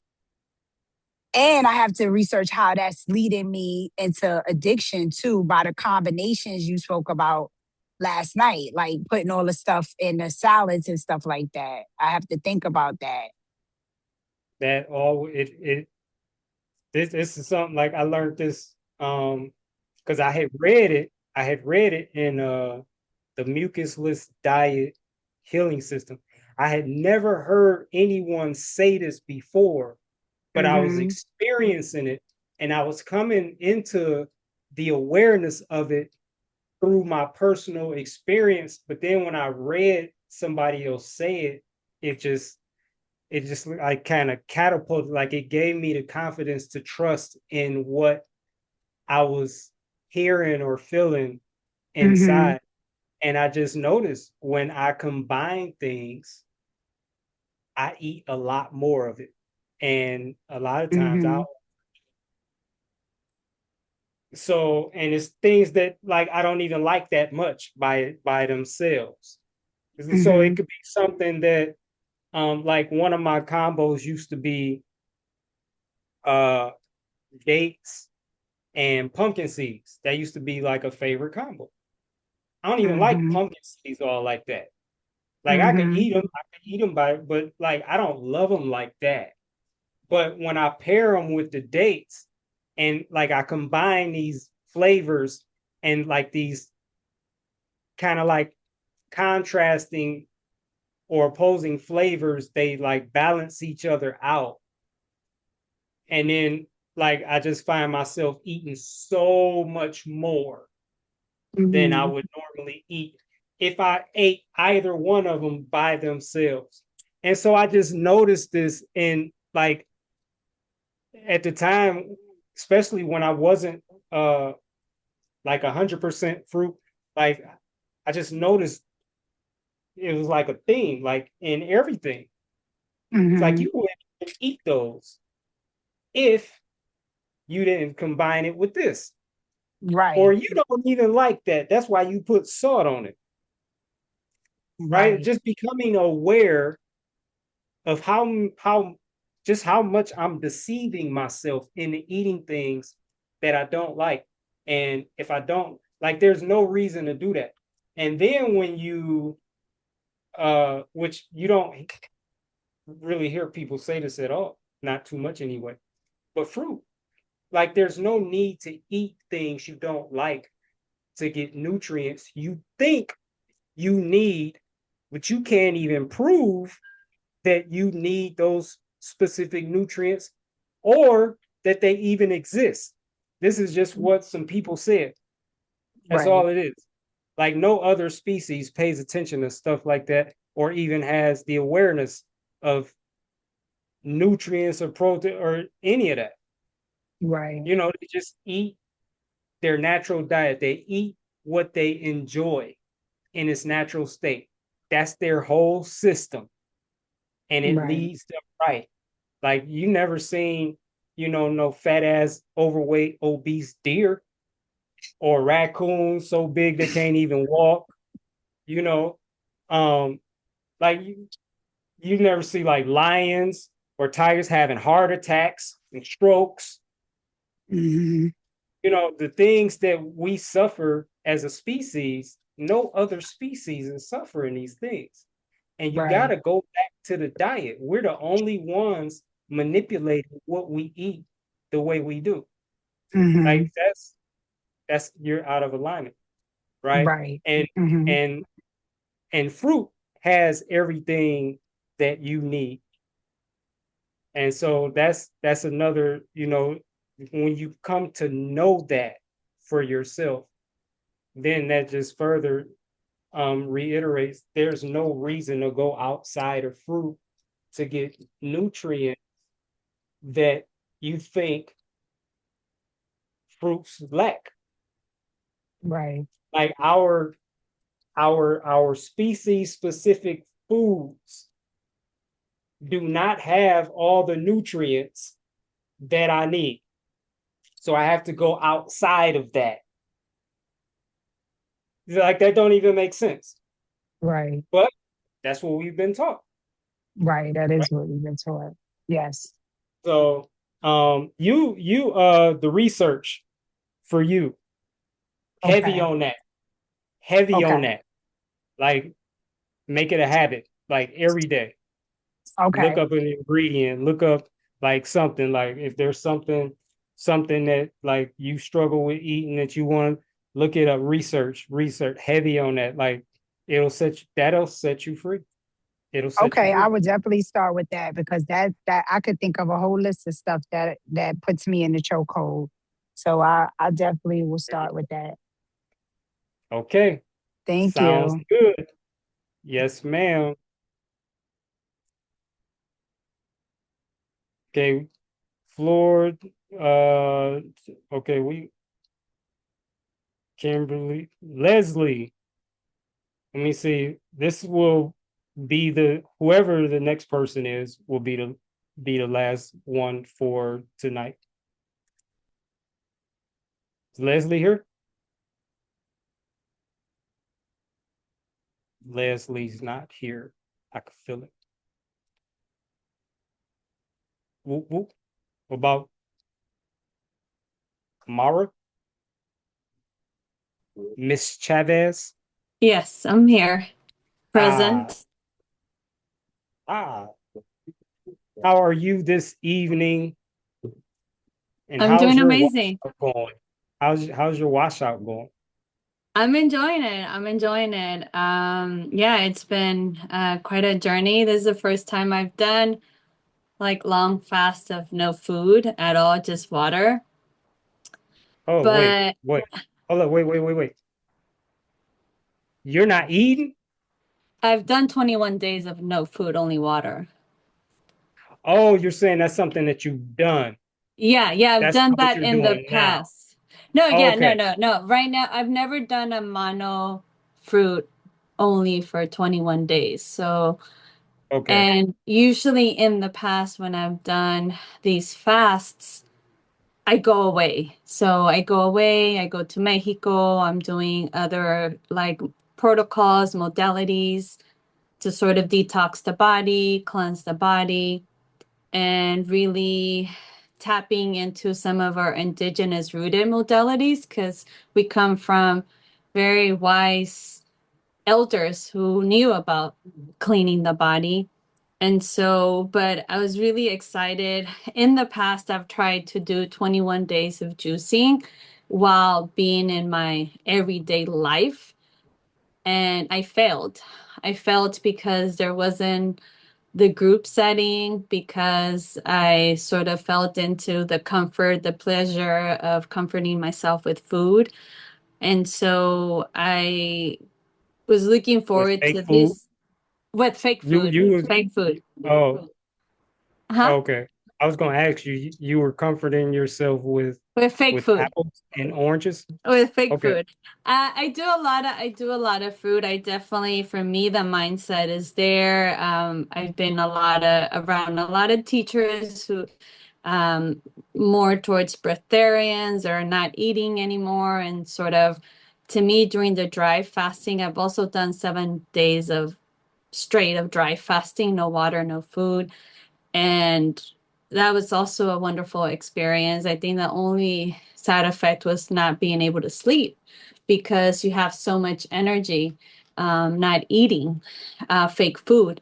And so, but this is my attempt to do 21 days of only fruit while still doing my everyday life.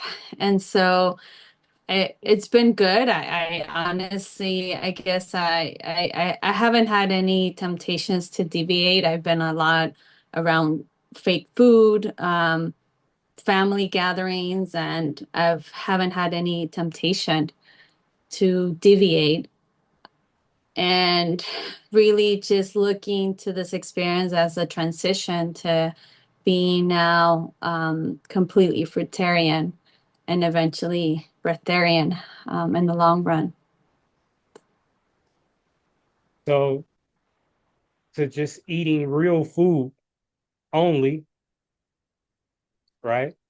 Hmm. And then no food at all. Yes, in the long run. I'm not sure if Yeah. I'm ready for that just yet, but I definitely do enjoy I do at least once a month 3 days of dry fasting. Every full moon, I do 72 hours of dry fasting, and I'm trying to work towards like fruitarian 5 days out of the week, and maybe or every other day, doing dry fasting fruit. Eventually, that's sort of how I want to integrate it. I find that dry fasting just really, it's easy. It's easy. I don't have to deal with anything. And I Mm. also was doing juicing, so being able to simplify everything by just cutting my watermelon and eating that has been also very liberating because juicing is a lot of work too.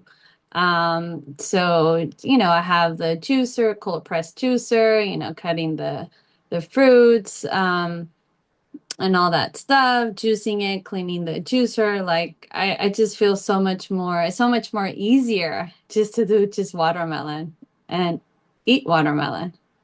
So or any fruit for that fruit. matter.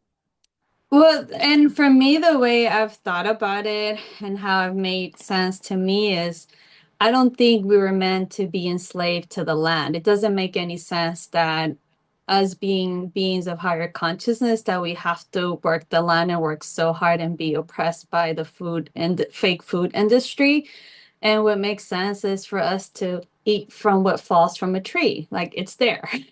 Like you don't have to work so hard. The fruit is there. Like when it's ripe, it just falls into your hands almost. So that's how, at least in my mind, I've made sense of it and how it has led me to being in this journey of transitioning to being fruitarian.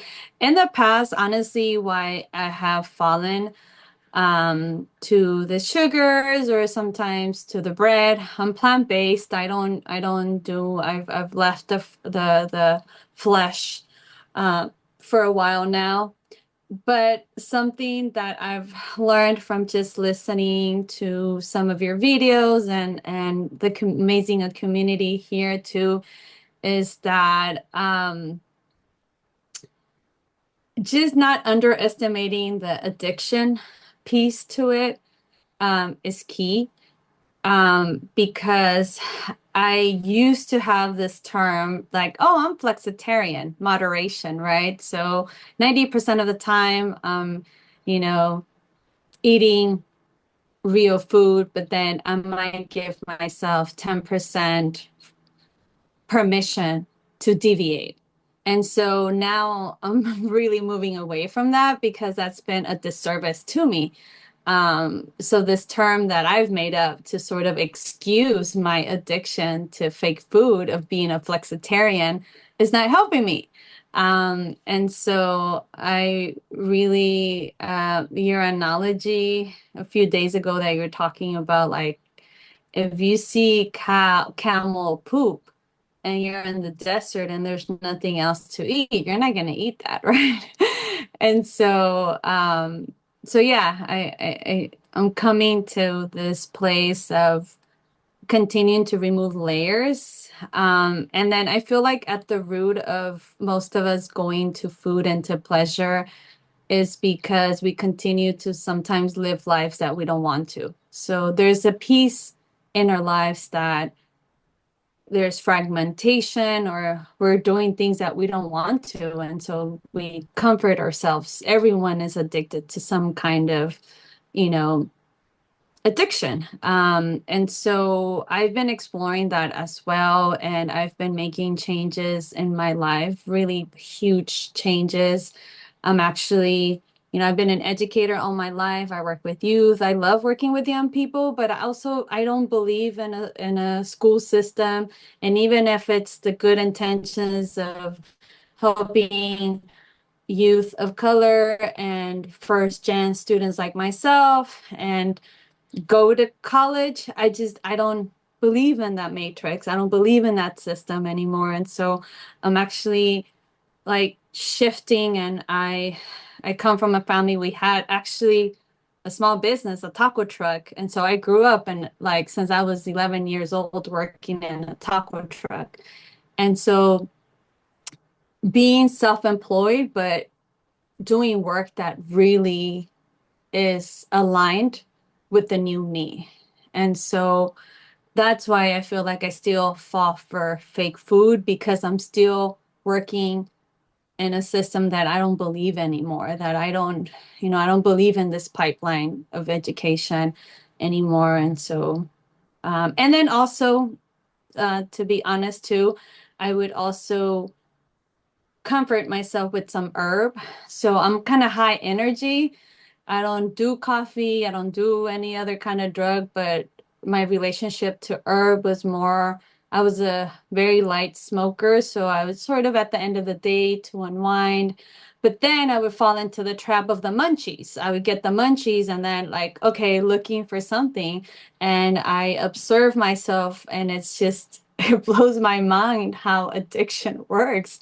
Like at some point I've caught myself like I also don't eat late or any of that stuff, but I would find that when I would do like the 7 days hardcore not eating, then there would be like the revenge of the parasites, where I would have stronger cravings for sugar.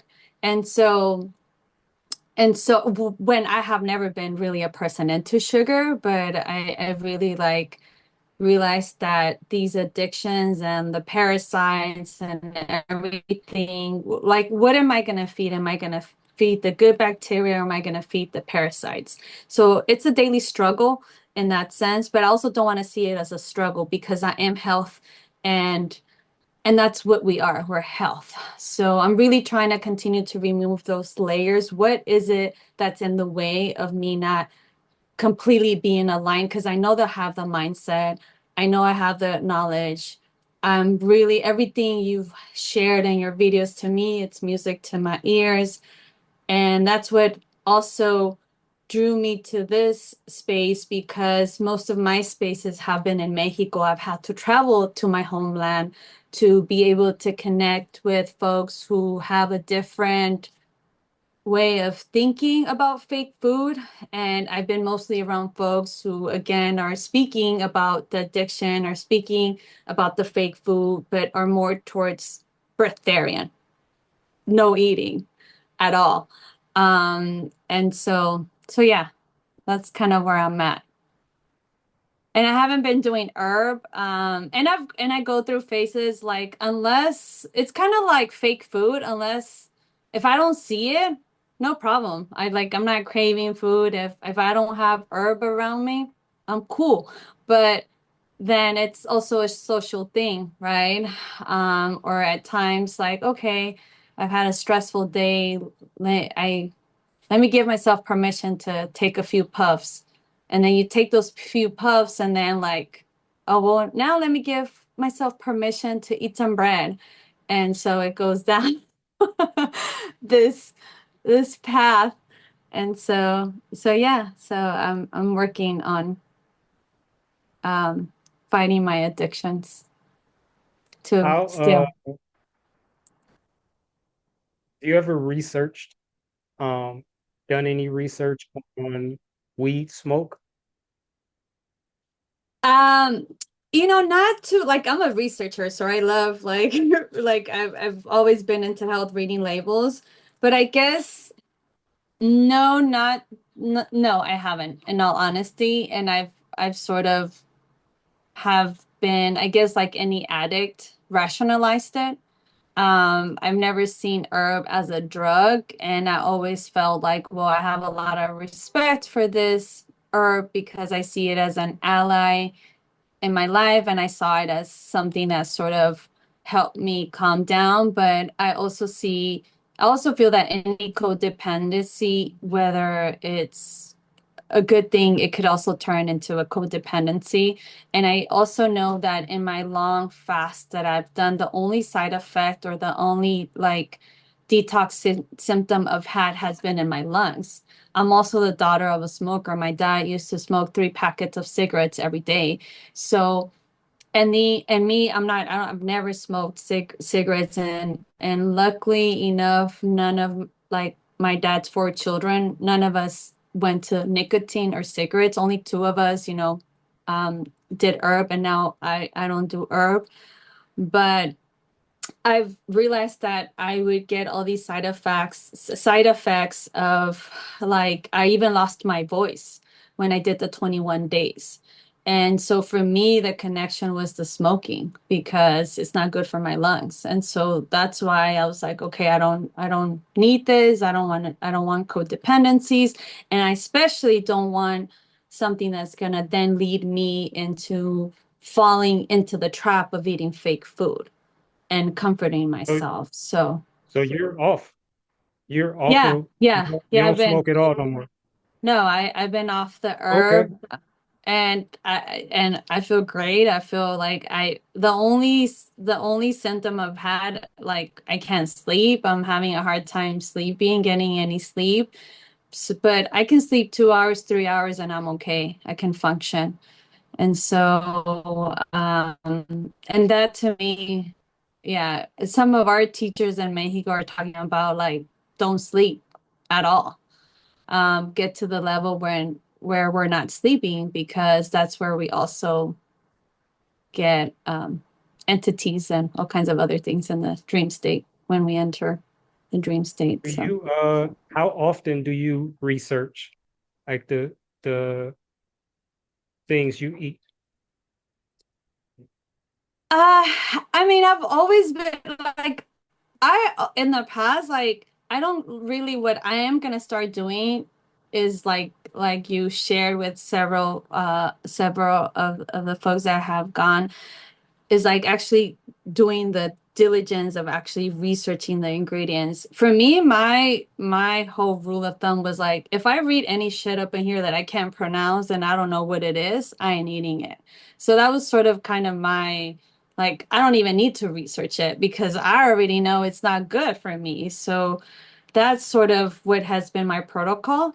But I think that equipping yourself with knowledge and information is key. Also, because I do find myself that I'm inspiring all my family around me. So I have my sister, my auntie, my cousin who are now going to do 4 days of watermelon only. And so I want to continue to be able to help others and help educate others on what they're really doing to us. I feel pissed. I feel very passionate about like, and the information is there. Some of us choose to be blind, but because there's deeper things, and I also have compassion for what this system has done to us. And so, but yeah, no, I I I honestly have been in education for so long. I'm tired also of researching and I don't need to have so much information to know the basic. Like you said, it's so simple as is it if this shit doesn't taste good to you and you wouldn't eat it in its natural state, don't eat it. It's as simple as that. If there's ingredients on this shit that I can't read and I don't understand, then I don't need to eat it. Yeah, So but it also like we talked a couple times, I don't know whatever you call it. I gotta come up with like a cooler name for mine because I don't really like toolbox. Um, yeah. but the more truth you Yes. accumulate, the stronger it makes you, right? Mm-hmm. And so you could kind of measure like where you are in that regard by like when you really get truth, like when you really get a truth, it changes you. So if you're not changing, then you don't have enough of something. Like you need to accumulate more. You need more truth, right? And just one pack of chips, if you were to read every ingredient, like research every Yeah. ingredient on there, like you would like there's no way you'll eat those again. And Mm-hmm. you would know so much, right? And you're gonna need that. The truth is the only thing you can fight this war with. There's nothing Mm-hmm. like that's your weapon, that's your shield, that's your protection, that's your defense, that's your offense, that's everything, right? And so it's always gonna be because we were deceived into eating the way we were taught to eat. Like Mm-hmm. we were deceived into that. So the truth sets you free, Mm-hmm. right? And so Totally. um it has to be like again, I'm happy I'm getting the opportunity to say this so much.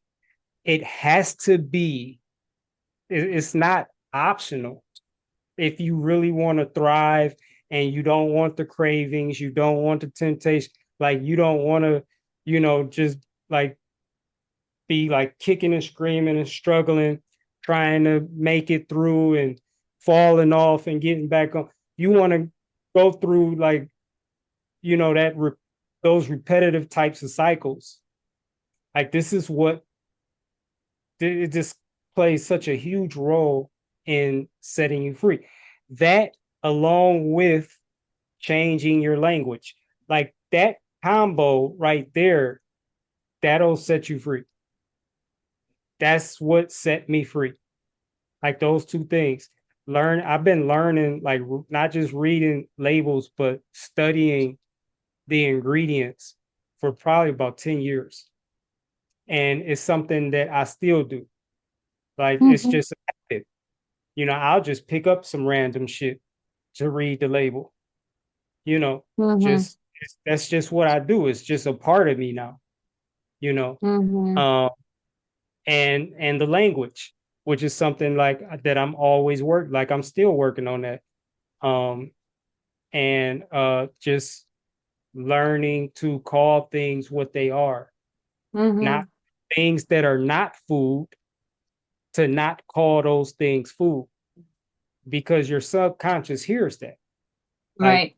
when you call things that are not food food, your Yeah, it's the same. subconscious doesn't, you know, kind of like, well, uh, have a conversation or whatever, questioning whether it's really food or not, questioning the authenticity of what you said. It just hears what you said, right? And this was like so big for me. This was so big for me in getting past cravings and temptation, especially like when I'm in the grocery store. I had to start doing this. Just start calling things. So if I'm looking at a bag of chips that I absolutely love, I just start calling it poison. I don't Mm-hmm. call it what they trained us to call it or what they tell us it is. I call it what it is according to those ingredients on the back. And I just start calling it poison, drugs that causes Yep. cancer, like whatever. And the more you hear yourself talk like that about, the whole gambit of fake foods, and then that it goes such a long way in setting you free too. I've But been calling this it I don't, just parasite food. And that yeah, has like been that's been very helpful, and it also has been helpful even to like all my nieces, like to bring awareness too. So I think it's so powerful when we can do this for ourselves, and in the journey and process you can inspire others like you have. And I think that's where the collective becomes so much more powerful, when you can inspire each other to continue to stay strong in this journey. Like my new tribe has been the folks that I have met in these retreats, because like some of you have shared and you have shared, I often feel alone. I often feel like the crazy one, especially in my culture where fake food has been seen as a way to show love for many of us, right? Like that's how your mother showed you love, that's how your grandmother, and so like it's been, I've earned my respect in my family, and people like may not understand sometimes and still think I'm extreme or crazy. But I think now people are in so much pain that they're like hungry for some kind of liberation from the pain that they're in. So I find that I'm just doing regular talk to the average person, the average tia in my family, and they're like, "Oh, let me do some of that. I want to do the watermelon." And so that part I think keeps me inspired to continue to do that research like you said, because then I can be in a position to better help inform myself and to make decisions based on true facts and the truth of self, the truth of, um, just the facts, the science. I'm also have been studying a lot the digestion too, which has been very helpful. And I've been like really dropping this knowledge with my students as well. Because most folks, like if we are to continue on a path of eating real food, even then, like one meal a day is the ideal. And so, but of course, given the fast pace that most of us are in, it almost seems impossible, like an impossible mission. But for me, the average, I do 20 hours, 12 to 20 hours of dry fasting, and then I'll have my watermelon. And I find that that has also been very, very comforting because I already have the mindset that I don't need food to live. Like my energy is not coming from even real food. It's coming from the sun. It's air, good clean air that we really need to stay alive. But if I am going to continue to elevate myself on a path of still eating, it has to be real food, not fake food. And mostly what's best for a digestion is fruit. That's the easiest thing to digest. It doesn't alter our temperature. It doesn't fuck up anything. It easily goes through because everything that comes in has to go out. And that's what's happening with the fake food. It's not coming out. It's getting stuck in people's gut and people's and that's what's making everyone so sick. So being aware of that has really also changed the game for me. Oh, all right. So heavy on the research. Heavy on the research. If I get to talk to you again, I'm going to ask you about that. Okay. I'm going to ask you what you've learned. Share with me what you've been learning. But yeah, heavy on that. I can't emphasize that enough. But you sound like you're doing like amazing already. I So feel salute amazing. So to you. Yeah. Yeah. yeah, Well, nice thank meeting you. you. How Yeah, you say thank your you. first name? Mara, Mara? Mara, Mara. Mara. Not Maria, but Okay. Mara. Mara. Mara. Okay. Nice meeting you, Mara. Yeah, no, thank you. Thank you for all your work and thank you for really just sharing and radiating this truth with a capital T. And I also want to thank everyone that has also shared. It's not easy to share vulnerability.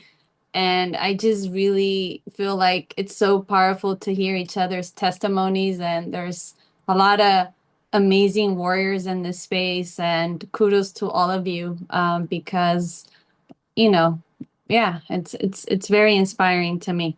So thank you, everyone. And thank you, Coach Kev, as well. Yes, ma'am. Yes, ma'am. And on that note, I do like what she said. I'm just going like real quick. That is if